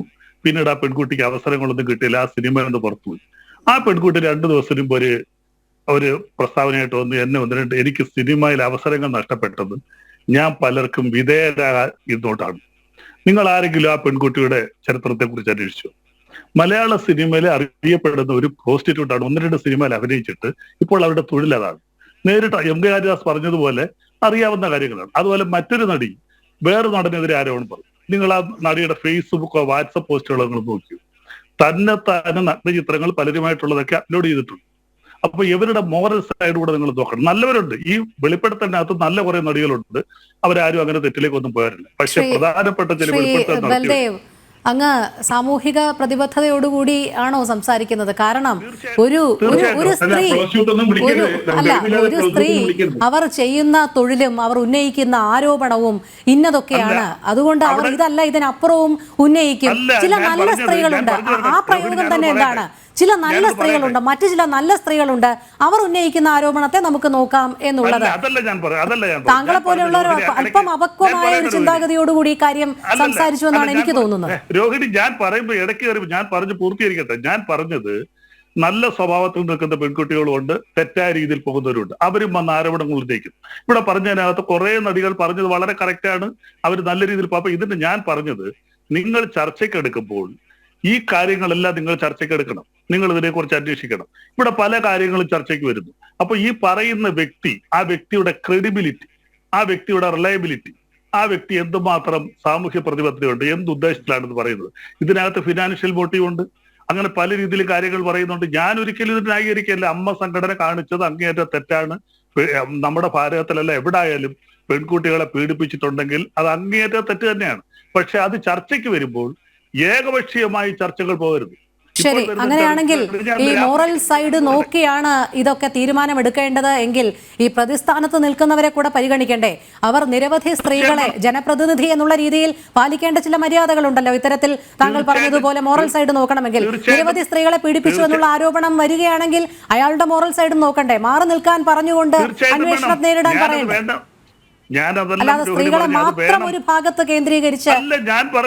ഞാൻ തുടക്കത്തിലേ പറഞ്ഞല്ലോ, ഇത് മലയാള സിനിമയിൽ സ്ത്രീകളെ വേട്ടയാടുന്ന കുറേയധികം സംവിധായകരുണ്ട്, സിനിമാ നിർമ്മാതാക്കളുണ്ട്, അതുപോലെ നടന്മാരുണ്ട്. പക്ഷെ ഈ ചർച്ച വരുന്നത് എങ്ങനെയാണ്? ഭൂരിപക്ഷം നടന്മാരും തെറ്റുകാരാണ്, പ്രധാനപ്പെട്ട എല്ലാ നടന്മാരും തെറ്റുകാരാണ്. അതുപോലെ തന്നെ നടിമാര് എല്ലാം, അതിപ്പോ നടിമാരെ കൂടെ നല്ല രീതിയിൽ ജീവിക്കുന്ന നല്ല നടികളുണ്ട്. ഈ ചർച്ചകൾ പോകുന്നത് അവരെ പോലും സമൂഹ മധ്യത്തിൽ തെറ്റായിട്ട് കാണിക്കുകയാണ്. മലയാള ഫിലിം ഇൻഡസ്ട്രി ഒന്നടങ്കം തെറ്റായി പോകുന്ന രീതിയിലേക്കാണ് ചർച്ച പോകുന്നത്. എത്രയോ നല്ല നടന്മാരുണ്ട്. എന്റെ സുഹൃത്ത്, ഞാൻ സിനിമയിലില്ലെങ്കിലും വളരെ അടുത്ത് പെരുമാറുന്ന കുറെ സുഹൃത്തുക്കളുണ്ട്. അതിന് നല്ല രീതിയിൽ നടികളുണ്ട്, നമുക്ക് തന്നെ അറിയാവുന്ന എത്രയോ പേരുണ്ട് നല്ല രീതിയിൽ പോകുന്നു. അപ്പൊ ചർച്ച പലപ്പോഴും വരുന്നത് എന്താ? ഏകപക്ഷീയമായിട്ട് ചർച്ച പോകുന്നു. അതിനകത്ത് തെറ്റ് മാത്രം നിങ്ങൾ എടുത്തുകൊണ്ട് ചർച്ച ചെയ്യുന്നു. അതിനകത്ത് ശരിഭാഗങ്ങളിലേക്ക് പോകുന്നില്ല. അതവിടെ നിൽക്കട്ടെ. ഇനി ഇതിന്റെ നിയമപരമായ കൂടെ ഞാൻ പറയും. ഇവിടെ പ്രധാനമായിട്ട് സിദ്ദിഖിനെതിരെ ഇപ്പോൾ ഒരു കേസ് രജിസ്റ്റർ ചെയ്തു. ആ കേസ് രജിസ്റ്റർ ചെയ്ത് ആ പെൺകുട്ടി 2009 നടന്നൊരു കേസിൽ ഒരു കേസ് രജിസ്റ്റർ ചെയ്ത് അദ്ദേഹം തന്നെ രാജിവെച്ചു. അദ്ദേഹത്തിനെതിരെ വേറെ പെൺകുട്ടികളൊക്കെ ആരോപണങ്ങൾ പറഞ്ഞിട്ടുണ്ട്. ഈ കേസിന്റെ കാര്യങ്ങൾ ഞാനതിന്റെ നിയമപരമായ മൊത്തം കാര്യങ്ങളിലേക്ക് പോകുന്നില്ല. ഞാൻ രാംകുമാർ സാർ ഇതേ ചാനലിൽ വന്നിരുന്നുകൊണ്ട് വളരെ വ്യക്തമായിട്ട് ഇതിന്റെ കാര്യങ്ങളൊക്കെ പറഞ്ഞാണ് ഈ ചർച്ച വഴിതെറ്റി പോകുന്നു, ഇതിനകത്ത് തെറ്റായ രീതിയിലല്ല പോകുന്നത്. പത്രമാധ്യമങ്ങളിലായാലും ദൃശ്യമാധ്യമങ്ങളിലായാലും ഏകപക്ഷീയമായ ഒരു ചർച്ച ഒരിക്കലും ആരോഗ്യകരമായിട്ടല്ല മുന്നോട്ട് പോകേണ്ടത്. ആരോപണങ്ങൾ വരട്ടെ, അത് അന്വേഷിക്കട്ടെ. ഞങ്ങൾ ആരും അതിനൊന്നും എതിരല്ല. ഏത് നടൻ, ഇവിടുത്തെ സൂപ്പർ സ്റ്റാർ ആരായിരുന്നാലും, മോഹൻലാലായാലും മമ്മൂട്ടി ആയാലും തെറ്റ് ചെയ്തിട്ടുണ്ടെങ്കിൽ ശിക്ഷിച്ച് ജയിലിൽ പോകണം, അതിനൊന്നും ഞങ്ങൾ എതിരല്ല. പക്ഷെ ചർച്ച എപ്പോഴും ഈ ചാനലുകളിൽ, പല ചാനലുകളിൽ ഞാൻ ചർച്ചയ്ക്ക് ഇതിനകത്ത് എല്ലാം വരുന്നത് എന്താ? ഏകപക്ഷീയമായിട്ട് പുരുഷന്മാരെല്ലാവരും തെറ്റുകാരാണ്, പല സ്ത്രീകൾ തെറ്റുകാരാണ്. അതാണ് ഞാൻ പറഞ്ഞത്. അപ്പൊ ഇത് പറയുന്നവര് ഏത് രീതിയിലുള്ള, പിന്നെ ഒരു കാര്യം കൊണ്ട് ഞാൻ പറയാം. ഇവിടെ വളരെ പ്രധാനപ്പെട്ട ഒരു കേസ് ഇവിടെ വന്നു. ഇന്ത്യയിൽ തന്നെ വളരെ പ്രശസ്തമായ ഒരു കേസുണ്ട്. ഞാൻ നേരത്തെ ഒരു 2-3 ചാനലിൽ പറഞ്ഞതാണ്. തനുശ്രീ ദത്ത വേഴ്സസ് നാനാ പടേക്കർ. ഹിന്ദിയിലെ ഏറ്റവും പ്രശസ്തനായ ഒരു സിനിമാ നടനാണ്. അദ്ദേഹത്തിനെതിരെ ഒരു ആരോപണം വന്നു. ആരോപണം മുംബൈ ഹൈക്കോടതി എടുത്ത് പുറത്തു കളഞ്ഞു. കാര്യം 350 പോയിട്ട് കേസെടുത്താണ് 2-3 കാര്യങ്ങളുണ്ടായിരുന്നു. കാര്യം അതിനകത്ത് എവിഡൻസ് അഡ്യൂസ് ചെയ്യുന്നതും അതിന്റെ ഡിലേയും കാര്യങ്ങളൊക്കെ വന്നു. അപ്പൊ കേസിനകത്ത് ഇങ്ങനെ വരുമ്പോൾ നമ്മൾ ചർച്ച ഏകപക്ഷീയമായിട്ട് പോകരുത്. പുരുഷന്മാരെല്ലാരും തെറ്റുകാരാണ്, എല്ലാ സിനിമ നടന്മാരും സംവിധായകരും. വേണ്ട, ചർച്ചകൾ ഏകപക്ഷീയമാകുന്നില്ല. പക്ഷേ സധൈര്യം അന്വേഷണങ്ങൾ നേരിടണം. അവിടെയല്ലേ ഈ നമ്മൾ സിനിമയിലൊക്കെ പറയുന്നത് പോലെയുള്ള യഥാർത്ഥ ഹീറോയിസം. അല്ലാതെ കൂട്ടരാജി വെച്ച് ഉത്തരവാദിത്തങ്ങളിൽ നിന്ന് ഒളിച്ചോടി മാധ്യമങ്ങളുടെ മുന്നിലൊന്നും വരാതെ മാറി നിൽക്കുന്നതല്ലല്ലോ. ശ്രീ യുവരാജ് ഗുഗുൽ, ഇവിടെ ഓരോ ദിവസവും പുതിയ പുതിയ ആരോപണങ്ങൾ വരികയാണ്. പൊയ്മുഖങ്ങളൊക്കെ ഇങ്ങനെ അഴിഞ്ഞു വീണുകൊണ്ടിരിക്കുകയാണ്. എന്തായാലും അമ്മ എക്സിക്യൂട്ടീവ് കമ്മിറ്റി കൂട്ടരാജിയോടുകൂടി അതിൽ നിന്നൊക്കെ ഉത്തരവാദിത്തത്തിൽ നിന്നൊക്കെ ഒഴിഞ്ഞു മാറിയിരിക്കുന്നു. ഇനി ആരോപണ വിധേയർ അവർക്ക് വരുന്ന കേസുകൾ തുടർന്നും അതിൽ ഇൻവോൾവായി അങ്ങനെ പോകട്ടെ എന്നുള്ള ഒരു നിലപാടാണ്. 2 മാസം കഴിഞ്ഞ് പുതിയ കമ്മിറ്റി രൂപീകൃതമാകും. അതും ഏത് രീതിയിലാണ് മുന്നോട്ട് പോവുക എന്നുള്ളതിനെക്കുറിച്ച് യാതൊരു ധാരണയുമില്ല. അതിനിടയിലാണ് 2 ആരോപണങ്ങൾ പ്രധാനമായും ഉയരുന്നത്. ഒന്ന്, ഈ ആരോപണം ഉന്നയിച്ചവരൊക്കെ ഏത് തരത്തിലുള്ള ആൾക്കാരാണ്? അവർ ഇത്രയും വർഷം മിണ്ടാതിരുന്നിട്ട് എന്തുകൊണ്ട് പെട്ടെന്ന് ആരോപണം ഉന്നയിക്കുന്നു? 2, നമ്മുടെ ഒരു ജനപ്രതിനിധി അടക്കം പറഞ്ഞതുപോലെ ഇത്തരം ആരോപണങ്ങൾക്ക് പിന്നിലൊക്കെ രാഷ്ട്രീയ ലക്ഷ്യം കൂടിയുണ്ട്. അല്ലെങ്കിൽ തങ്ങൾ നേടിയെടുക്കുന്ന ഈ നേട്ടങ്ങളിലൊക്കെ പെട്ടെന്ന് താഴേക്ക് വരാൻ ആരൊക്കെയോ ആഗ്രഹിക്കുന്നു. അതിൻ്റെയൊക്കെ ഗൂഢാലോചനയുടെ ഭാഗമാണ് എന്നാണ്. എന്തായാലും സാംസ്കാരിക ലോകം അങ്ങേയറ്റം ആശങ്കയോടെയാണ് നിലവിലെ സാഹചര്യത്തെ വീക്ഷിക്കുന്നത്. രോഹിണി, വളരെ സീരിയസ് ആയിട്ട് വളരെ ആഴത്തിൽ ചർച്ച ചെയ്യേണ്ടുന്ന ഒരു വിഷയമാണ് ഇപ്പോൾ നമ്മുടെ നാട്ടിൽ നടന്നുകൊണ്ടിരിക്കുന്നത്. അമ്മ എന്ന് പറയുന്ന സംഘടനയുടെ ഭാരവാഹികൾ എല്ലാവരും തന്നെ രാജിവെച്ചിരിക്കുകയാണ്. അതിൻ്റെ തിരഞ്ഞെടുക്കപ്പെട്ട കമ്മിറ്റി എന്ന് പറഞ്ഞു കഴിഞ്ഞാൽ വളരെ കുറച്ച് ദിവസങ്ങൾ മാത്രമേ ആയിട്ടുള്ളൂ ഈ പുതിയ കമ്മിറ്റി മോഹൻലാൽ അധ്യക്ഷനായിട്ട് നിലവിൽ വന്നതിന് ശേഷം. പക്ഷേ ആ കമ്മിറ്റി വളരെ പെട്ടെന്ന് തന്നെ രാജിവെക്കുന്ന ദൗർഭാഗ്യകരമായ ഒരു സാഹചര്യം ഉണ്ടായിട്ടുണ്ട്. നോക്കൂ, ഈ കമ്മിറ്റി രാജിവെച്ചത് അവർ ഒളിച്ചോടുന്നതാണോ അല്ലയോ എന്നൊക്കെ ചോദിച്ചു കഴിഞ്ഞാൽ ഇപ്പോൾ അവർ ധാർമ്മിക ഉത്തരവാദിത്വം ഏറ്റെടുത്താണ് അവർ രാജിവെച്ചിരിക്കുന്നത്. അവർ രാജിവെച്ചില്ല എന്നുണ്ടെങ്കിൽ സ്വാഭാവികമായി ഉണ്ടാകാൻ പോകുന്ന ആരോപണം എന്ന് പറഞ്ഞു കഴിഞ്ഞാൽ ഈ സംഘടനയ്ക്ക് നേരെ ഇത്രയേറെ ആരോപണങ്ങൾ വന്നിട്ട് നിങ്ങൾക്ക് നാണമില്ലേ ഇതിൻ്റെ തലപ്പത്ത് വീണ്ടും തുടരാനെന്നുള്ള ചോദ്യമായിരിക്കും ഒന്ന് അവർക്ക് നേരെ പോകാൻ പോകുന്നത്. രാജിവെച്ച് കഴിയുമ്പോൾ അത് ഒളിച്ചോട്ടമായി എന്നുള്ള ഒരു ഇതായിട്ട് മാറിയിട്ടുണ്ട്. കാരണം അവർ പെട്ടിരിക്കുന്ന അപകടം അത്രയും വലുതാണ്, സ്വാഭാവികമായിട്ട് അതുണ്ടാകും. ഇവിടുത്തെ പ്രശ്നം എന്ന് പറയുന്നത് അമ്മ എന്ന് പറയുന്ന സംഘടന, ആ സംഘടനയിൽ മെമ്പർഷിപ്പ് എടുക്കുവാൻ വേണ്ടിയിട്ട് പോലും പല ആൾക്കാർക്കും പല തരത്തിലുള്ള കോംപ്രമൈസ്, പ്രത്യേകിച്ച് സ്ത്രീകൾ ഉൾപ്പെടെയുള്ള ആൾക്കാർക്ക് കോംപ്രമൈസ് ചെയ്യേണ്ടി വരുന്നു എന്ന് പറഞ്ഞു കഴിഞ്ഞാൽ തീർച്ചയായിട്ടും ആ സംഘടനയ്ക്ക് ഉത്തരവാദിത്വമുണ്ട്. തീർച്ചയായിട്ടും അതിൻ്റെ ധാർമ്മിക ഉത്തരവാദിത്വം അവർക്കുണ്ട്. അതിനകത്ത് ഇപ്പോൾ ഏതെങ്കിലുമൊക്കെ നടന്മാരാണ് ചെയ്തത് അല്ലെങ്കിൽ ഏതെങ്കിലും 1-2 പേര് മാത്രമാണ് എന്നുള്ളതല്ല. തീർച്ചയായിട്ടും ആ സംഘടനയ്ക്ക് ഹോളായിട്ട് തന്നെ ഒരു ഉത്തരവാദിത്വം വരുന്നുണ്ട്. അതുകൊണ്ട് തന്നെ തീർച്ചയായിട്ടും അതിൻ്റെ ധാർമ്മിക ഉത്തരവാദിത്വം ഏറ്റെടുത്ത് അവർ രാജിവെച്ച് പോയി എന്നുള്ളത് അപ്രീഷിയേറ്റ് ചെയ്യപ്പെടേണ്ട ഒരു കാര്യമായിട്ട് തന്നെയാണ് ഞാൻ കാണുന്നത്. ഒന്നാമത്തെ കാര്യം. 2, അമ്മ എന്ന് പറയുന്ന സംഘടനയ്ക്ക് ഒരു USP ഉണ്ട്, ഒരു യുണീക്ക് സെല്ലിംഗ് പോയിന്റ് ഉണ്ട്. USP എന്ന് പറയുന്നത് മമ്മൂട്ടിയും മോഹൻലാലും സുരേഷ് ഗോപിയും ഒക്കെ ഉൾപ്പെടുന്ന വലിയ താരങ്ങൾ അതിൻ്റെ നെടുനായക സ്ഥാനത്ത് നിൽക്കുന്നു എന്നുള്ളതാണ്. അതുകൊണ്ടാണ് അമ്മ എന്ന് പറയുന്ന സംഘടനയുടെ ജനറൽ ബോഡി ഉണ്ടാകുമ്പോൾ അല്ലെങ്കിൽ മറ്റ് മീറ്റിങ്ങുകൾ ഉണ്ടാകുമ്പോൾ മാധ്യമങ്ങൾ ഉൾപ്പെടെ അവിടെ ചെല്ലുന്നതും അത് കവർ ചെയ്യുവാൻ വേണ്ടിയിട്ട് ശ്രമിക്കുന്നു. അവരുടെ ഒരു സ്റ്റേജ് ഷോ വരുന്ന സമയത്ത് ഈ പറയുന്ന പ്രമുഖ താരങ്ങൾ അവിടെ ഉള്ളതുകൊണ്ടാണ്. അപ്പോൾ നമ്മൾ വളരെ റിയലിസ്റ്റിക് ആയിട്ട് വേണം കാര്യങ്ങളെ അപ്രോച്ച് ചെയ്യാൻ വേണ്ടിയിട്ട്. നാളെ ഈ താരങ്ങളൊന്നും അതിൻ്റെ അകത്തില്ല എന്നുണ്ടെങ്കിൽ ഈ പറയുന്ന ഒരു മാധ്യമങ്ങൾ അവിടെ പോകാൻ പോകുന്നില്ല, ഒന്നും തന്നെ കവർ ചെയ്യാൻ പോകുന്നില്ല. അമ്മയ്ക്ക് ഇപ്പോൾ അവർ ജനറേറ്റ് ചെയ്തുകൊണ്ടിരിക്കുന്ന റവന്യൂ കിട്ടാൻ പോകുന്നില്ല. അവരിപ്പോൾ ചെയ്തുകൊണ്ടിരിക്കുന്നതായിട്ടുള്ള എല്ലാ ചാരിറ്റി ആയിട്ട് ഉൾപ്പെടെയുള്ള എല്ലാ ആക്ടിവിറ്റീസും നിന്ന് പോകുന്നതായിട്ടുള്ള സാഹചര്യങ്ങളും ഉണ്ടാവും. അപ്പോൾ അതൊരു വശം തന്നെയാണ്. അപ്പോൾ ഈ പുരയ്ക്ക് തീയിടുക എന്ന് പറയുന്ന ഒരു സാഹചര്യത്തിലേക്ക് കൊണ്ടുപോകാതിരിക്കാൻ വേണ്ടിയിട്ട് അവരും ശ്രമിക്കണമായിരുന്നു എന്നുള്ളത് തന്നെയാണ് എനിക്ക് പറയാനുള്ളത്. പക്ഷേ ഇവിടെ അമ്മ എന്ന് പറയുന്ന സംഘടന, ഈ സംഘടനയിൽ മെമ്പർഷിപ്പ് എടുക്കുവാൻ വേണ്ടിയിട്ട് അതൊരു സ്റ്റാറ്റസ് സിമ്പലായിട്ട് തന്നെയാണ് പല നടീനടന്മാരും കണ്ടിട്ടുള്ളത്. അമ്മയിൽ അംഗത്വം ഉണ്ട് എന്ന് പറയുക, അമ്മയുടെ ജനറൽ മീറ്റിങ്ങിന് പോകാൻ കഴിയുക, ഇതൊക്കെ ഒരു വലിയ സ്റ്റാറ്റസ് ആയിട്ട് തന്നെയാണ് പലരും കണ്ടിരിക്കുന്നത്. അപ്പോൾ സ്വാഭാവികമായിട്ട് അതിൻ്റെ അകത്ത് കയറാൻ വേണ്ടിയിട്ട് കോംപ്രമൈസ് ചെയ്യുക എന്ന് പറയുന്ന ഒരു സാഹചര്യം ഉണ്ടാക്കുക എന്ന് പറയുന്നത് തെറ്റാണ്. 1. 2, രോഹിണി ചോദിച്ചൊരു കാര്യമുണ്ട്. അതായത് ഇതിൻ്റെ അകത്ത് ഈ പറയുന്ന പോലത്തെ പ്രശ്നങ്ങൾ മനഃപൂർവ്വമായിട്ട് ഉണ്ടാക്കുന്നതാണോ, വ്യാജ ആരോപണങ്ങൾ ഉണ്ടാക്കുന്നതാണോ? ശരിയായിരിക്കാം, ഒരു പരിധിവരെയുള്ള ആരോപണങ്ങൾ വളരെ ജെന്യൂനുമായിരിക്കും. നമ്മളിതിനെയും വളരെ റിയലിസ്റ്റിക് ആയിട്ട് തന്നെ അപ്രോച്ച് ചെയ്യേണ്ടതുണ്ട്. കാരണം അമ്മ എന്ന് പറയുന്ന സംഘടന മറ്റേത് സംഘടനയും പോലെ തന്നെ ഇപ്പം ഹേമ കമ്മിറ്റി റിപ്പോർട്ടിൽ പറഞ്ഞിട്ടുണ്ടല്ലോ, സിനിമാ മേഖലയ്ക്കകത്ത് ചില പവർ സെൻറ്റേഴ്സ് നിലനിൽക്കുന്നുണ്ട് എന്നുള്ളത്. അതിനകത്ത് ജെനുവിനായിട്ട് കാര്യങ്ങളെ കാണുന്നവർക്ക് അതിനകത്ത് വലിയ അത്ഭുതം തോന്നേണ്ട കാര്യമൊന്നുമില്ല. അതിനകത്ത് ഒരു പവർ സെൻറ്റർ അല്ല, അതിലധികം പവർ സെൻറ്റേഴ്സ് അതിനകത്തുണ്ടാവും. ഈ പവർ സെൻറ്റേഴ്സ് തന്നെയാണ് അതിനെ നിയന്ത്രിക്കുന്നത്. ഇപ്പോൾ മാധ്യമങ്ങളിൽ പവർ സെൻറ്ററുകളുണ്ടാവും, രാഷ്ട്രീയത്തിൽ പവർ സെൻറ്ററുകളുണ്ടാവും, പലയിടത്തും ഈ പവർ സെൻറ്ററുകളും പവർ ഗ്രൂപ്പുകളും ഉണ്ടാവും. സിനിമ വിഭിന്നമായ ഒന്നുമല്ല നമ്മുടെ സമൂഹത്തിൽ നിന്നുള്ള. തീർച്ചയായിട്ടും അതിൻ്റെ അകത്തും അതാത് തലത്തിലുള്ള പവർ ഗ്രൂപ്പുകളും പവർ സെൻറ്റേഴ്സും ഉണ്ടാവും. ഇവർ പലതരത്തിൽ നിയന്ത്രിക്കുന്നുണ്ടാവും. പക്ഷേ ആ നിയന്ത്രണം എന്ന് പറയുന്ന നമ്മുടെ നാട്ടിലെ നിയമ സംവിധാനങ്ങളെ തകിടം മറിച്ചുകൊണ്ട് സ്ത്രീകളോട് മോശമായി പെരുമാറുന്ന തലത്തിലേക്ക് ആ പവർ സെന്ററുകൾ പോവുകയാണെന്നുണ്ടെങ്കിൽ തീർച്ചയായിട്ടും ആ പവർ സെന്ററുകൾ ചോദ്യം ചെയ്യപ്പെടേണ്ടത് തന്നെയാണ്. പക്ഷെ അതിനെ മുതലെടുത്തുകൊണ്ട് വ്യാജമായ ആരോപണങ്ങളും അല്ലെങ്കിൽ ലൈം ലൈറ്റിലേക്ക് വരാൻ കിട്ടിയ ഒരു അവസരത്തിനെ മുതലെടുത്തുകൊണ്ടുള്ള തലത്തിലുള്ള ആരോപണങ്ങളുമായിട്ട് ഒരു വിഭാഗം വരുന്നുണ്ടെങ്കിൽ അതും ശ്രദ്ധിക്കേണ്ടതാണ്. കാരണം ഇത് പവർ സെന്റർ ആയിരിക്കുമ്പോൾ തന്നെ സ്വാഭാവികമായിട്ട് അതിനകത്തൊരു പൊളിറ്റിക്കൽ ടഗ് ഓഫ് വാർ ഉണ്ടാവും. അതായത് ഇപ്പോൾ അമ്മ എന്ന് പറയുന്ന സംഘടനയുടെ തലപ്പത്തേക്ക് വരാൻ വേണ്ടി തന്നെ രണ്ട് വിഭാഗങ്ങൾ തമ്മിൽ മത്സരം നടന്നിട്ടുണ്ട്. ആ രണ്ട് വിഭാഗങ്ങൾ തമ്മിൽ മത്സരം നടക്കുമ്പോൾ ജയിച്ച വിഭാഗത്തിനോട് തോറ്റ വിഭാഗത്തിനുണ്ടാകുന്ന ഈർഷ്യയുണ്ട്. അപ്പോൾ ചിലപ്പോൾ സ്കോർ സെറ്റിൽ ചെയ്യാൻ വേണ്ടിയിട്ട് അല്ലെങ്കിൽ ഒരു പണി കൊടുക്കാൻ വേണ്ടിയിട്ട് ചില ആൾക്കാരെ കളത്തിലിറക്കിയിട്ട് വ്യാജാരോപണങ്ങൾ ഉന്നയിക്കുന്നുണ്ട്. ഇതെല്ലാം തന്നെ സംഭവിക്കുന്നുണ്ട്. ഇപ്പോൾ കഴിഞ്ഞ ദിവസം 2 ദിവസമായിട്ട് ഇപ്പോൾ നടൻ ജയസൂര്യയുടെ പേര് അനാവശ്യമായിട്ട് വലിച്ച് ഇഴക്കപ്പെടുന്നത് നമ്മൾ കാണുന്നുണ്ടായിരുന്നു. ഇന്ന് അതിന് ഉൾപ്പെട്ടിരുന്ന ആദ്യത്തെ ആരോപണത്തിൽ ഉൾപ്പെട്ടിരുന്ന ആൾ തന്നെ മുമ്പോട്ട് വന്ന് പറഞ്ഞു ഒരിക്കലും അത് ജയസൂര്യ ആയിരുന്നില്ല, എൻ്റെ നേരെ മോശമായി പെരുമാറിയ ആൾക്ക് ഞാൻ അടി കൊടുത്ത് വിട്ടിട്ടുണ്ടെന്ന് ആ സ്ത്രീ തന്നെ വന്ന് പറയുന്ന സാഹചര്യം ഉണ്ടായിട്ടുണ്ട്.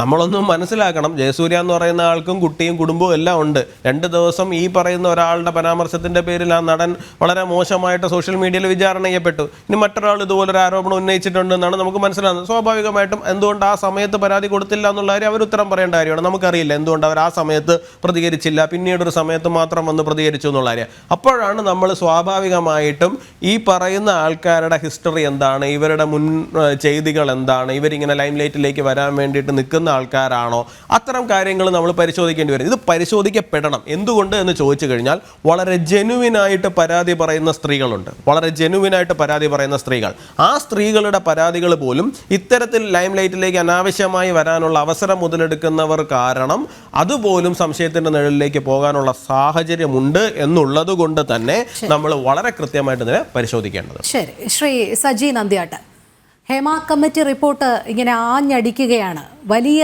രീതിയിലുള്ള ആരോപണ പ്രത്യാരോപണങ്ങൾ തുടർന്നും നേരിട്ടു. പല സ്ത്രീകളും സധൈര്യം മുന്നോട്ട് വന്ന് തങ്ങളുടെ പരാതികൾ പൊതുസമൂഹത്തിലും മാധ്യമങ്ങൾക്കും മുൻപാകെ ഉന്നയിച്ചു. അവർ അതിൻ്റെ മേൽ നിയമ നടപടി സ്വീകരിക്കാനും ആരംഭിച്ചിട്ടുണ്ട്. എന്തായാലും അടിത്തറ ഇളക്കുന്ന രീതിയിലേക്ക് തന്നെയാണോ കാര്യങ്ങൾ പോകുന്നത്?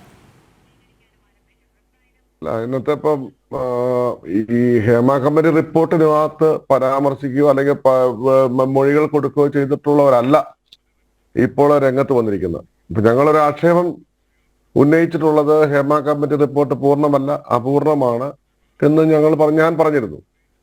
അതിന്റെ കാരണം സമസ്ത മേഖലകളിലുള്ള ആൾക്കാരെ വിളിച്ചു വരുത്തുകയോ അതല്ലെങ്കിൽ സംഘടനകളിലൊക്കെ കുറെ കാര്യങ്ങൾ ചോദിക്കുകയോ ഒക്കെ ചെയ്ത് പൂർണ്ണമായ ഒരു മലയാള സിനിമയുടെ ഒരു അപഗ്രഥനം പോലെ ഒരു റിപ്പോർട്ട് ഉണ്ടാക്കിയിരുന്നെങ്കിൽ കുറച്ചുകൂടെ നന്നായിരുന്നേനെ. എന്തായാലും ഇതൊരു ഭാഗികമാണെങ്കിലും ഇതിൽ ചില നല്ല കാര്യങ്ങൾ പറയുന്നുണ്ട്. പക്ഷെ നമുക്ക് നിർഭാഗ്യവശാൽ മാധ്യമങ്ങൾ ഈ സെക്സ്വൽ ഹറാസ്മെന്റ് ആണ് കൂടുതൽ ഇമ്പോർട്ടൻസ് കൊടുത്ത് പറയുന്നത് നമുക്കറിയാം. അപ്പൊ അതിന്റെ ഒരു വാല്യൂ അതെല്ലാം അത് വിറ്റഴിക്കാൻ ഏറ്റവും കൂടുതൽ മാർക്കറ്റിൽ, പ്രത്യേകിച്ച് ഓണമാണ്, നമുക്കിപ്പോ പരസ്യങ്ങള് ജനങ്ങളെല്ലാം ടിവിയുടെ മുമ്പിലിരുത്താൻ പറ്റിയ ഒരു പ്രോഡക്റ്റ് സിനിമയാണ്. അല്ല, അതിന് നമുക്കറിയാം ഈ ഹേമ കമ്മിറ്റി റിപ്പോർട്ടിലെ ഈ ലൈംഗിക ചൂഷണത്തോടൊപ്പം തന്നെ അവർ പരാമർശിക്കുന്ന പല കാര്യങ്ങളും ഉണ്ടായിട്ടുണ്ട്. സ്ത്രീകൾ നേരിടുന്ന വേതന വിവേചനം, അതോടൊപ്പം ടോയ്ലറ്റ് സൗകര്യങ്ങളുടെ അഭാവം, എന്തിന് ഭക്ഷണത്തിൽ പോലും ഉള്ള വിവേചനമൊക്കെ തന്നെ. പക്ഷേ അതിനെല്ലാത്തിനും ഒരു ഒറ്റ കാരണമായി അവർ ചൂണ്ടിക്കാട്ടുന്നത് അവർ ആർക്കൊക്കെയാണോ അടിമപ്പെടുന്നത് അങ്ങനെയാണെങ്കിൽ ഈ സൗകര്യങ്ങളെല്ലാം അവർക്ക് ലഭ്യമാകുന്നു എന്നുള്ളതാണ്. അതുകൊണ്ടാണ് ഈ ലൈംഗിക ചൂഷണം മാധ്യമങ്ങൾ എടുത്തു പറയേണ്ടി വരുന്നത്. അല്ല, ലൈംഗിക ചൂഷണം വ്യക്തിപരമാണ്. അതൊരിക്കലും ഒരു ഒരു ഒരു ഒരു ഒരു ഒരു ഗ്രൂപ്പിന്റെ ഒരു ആഗ്രഹമോ അല്ല അവരുടെ ഇതുപോലെ വ്യക്തിപരമായി ചിലർ കാണിക്കുന്ന വൃത്തികേടെന്ന് വേണേൽ പറയാം. അതിന് പാപഭാരം പേറേണ്ടി വരുന്നത് നമ്മുടെ ഈ കൊച്ചു മലയാള സിനിമയാണ്.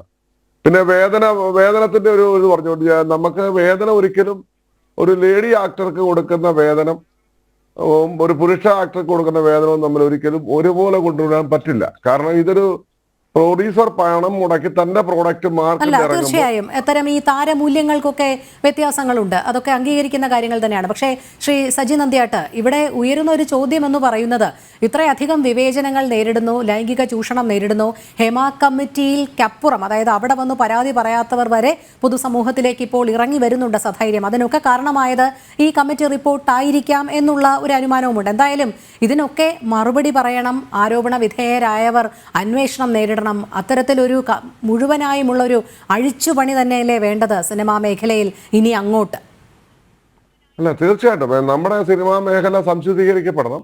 പക്ഷെ നമുക്കറിയാം, ലോകത്തെ സിനിമ ഉണ്ടായത് ലണ്ടനിലാണ്. അന്നത്തെ ഹോളിവുഡ് ലണ്ടനായിരുന്നു. പിന്നീട് അത് US മാറി.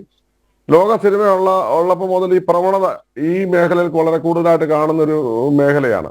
ഇപ്പൊ മലയാള സിനിമയിലേക്ക് വരുമ്പോൾ ഇവിടെ നമുക്ക് പണ്ട് നാനായിരം വെള്ളിത്തിരയിലും ഒക്കെ പോലെ പഴയ സിനിമാ മാസികളിൽ ഇത്തരം ഗോസിപ്പുകൾ വന്നിരുന്നു. ഇന്ന് വിഷ്വൽ മീഡിയയിലേക്ക് മാറി. ഇത് ഒരു പരിധി വരെ നമുക്ക് തടയാൻ പറ്റും. ഇപ്പോൾ ഒരു അവയർനെസ് ഉണ്ട്, ഒരു പേടി വന്നിട്ടുണ്ട്. ഇപ്പൊ പഴയ പോലെ അല്ല, പെൺകുട്ടികൾ വന്ന് തുറന്ന് സംസാരിക്കുന്നു, പഴയ പോലെ അടിച്ചമർത്താൻ പറ്റാത്തൊരവസ്ഥയുണ്ട്. അപ്പോൾ ഇത് മീഡിയാസിന്റെ ജാഗ്രത കൂടി, പൊതുസമൂഹം ജാഗരൂകരാണ്. ഇത്തരം ഒരു സാഹചര്യം വരുമ്പോൾ ഇത്തരം മോശപ്പെട്ട പ്രവർത്തിക്കുന്ന വളരെ വളരെ ന്യൂനപക്ഷം എന്ന് പറയുന്നത് കുറച്ച് ആൾക്കാരാണ്. അതിനകത്ത് പലരും സിനിമയുമായി ബന്ധമുള്ള, സിനിമയിൽ അംഗത്വമുള്ളവരോ ഒരു രജിസ്റ്റേർഡ് മെമ്പർഷിപ്പിലുള്ളവരായിരിക്കില്ല. സിനിമയിൽ ഇപ്പോൾ ഒത്തിരി പേര് നമ്മൾ കണ്ടാൽ, എറണാകുളത്ത് ചെന്നാലും നമ്മൾ എവിടെ ചെന്നാലും കുറെ പേര് സിനിമാക്കാരാന്ന് പറയും. പക്ഷെ സിനിമാക്കാരാന്ന് പറയുന്നവർക്ക് ആർക്കും ഒരു ഐഡന്റിറ്റി ഇല്ല. അപ്പൊ ആർക്കും സിനിമാക്കാരാകുന്നൊരവസ്ഥയുണ്ട്. അപ്പൊ ഇവര് ഈ കാച്ചിങ്, അതുപോലെ തന്നെ ഇങ്ങനെയുള്ള ആൾക്കാരെ വിളിച്ചു വരുത്തുന്നത് സാമ്പത്തികമായ ചൂഷണം ഉണ്ട് സിനിമാക്കാരാന്ന് പറഞ്ഞ് OTT പ്ലാറ്റ്ഫോമിൽ ഈ അടുത്ത നാളിൽ വലിയ ചൂഷണം നടന്നു. പെൺകുട്ടികളെ വിളിച്ചു വരുത്തി, ഹോട്ടലിലെ റൂമുകളെ വിളിച്ചു വരുത്തി മറ്റേ നായകനാക്കാന്ന് പറഞ്ഞു. ഇതെല്ലാം പേറുന്നത് ഈ സിനിമയുടെ പുറത്തേക്കാണ്. പക്ഷെ ഇതിൽ യഥാർത്ഥ സിനിമാക്കാർ എത്ര പേരുണ്ടെന്നുള്ളതാണ് ചോദ്യം.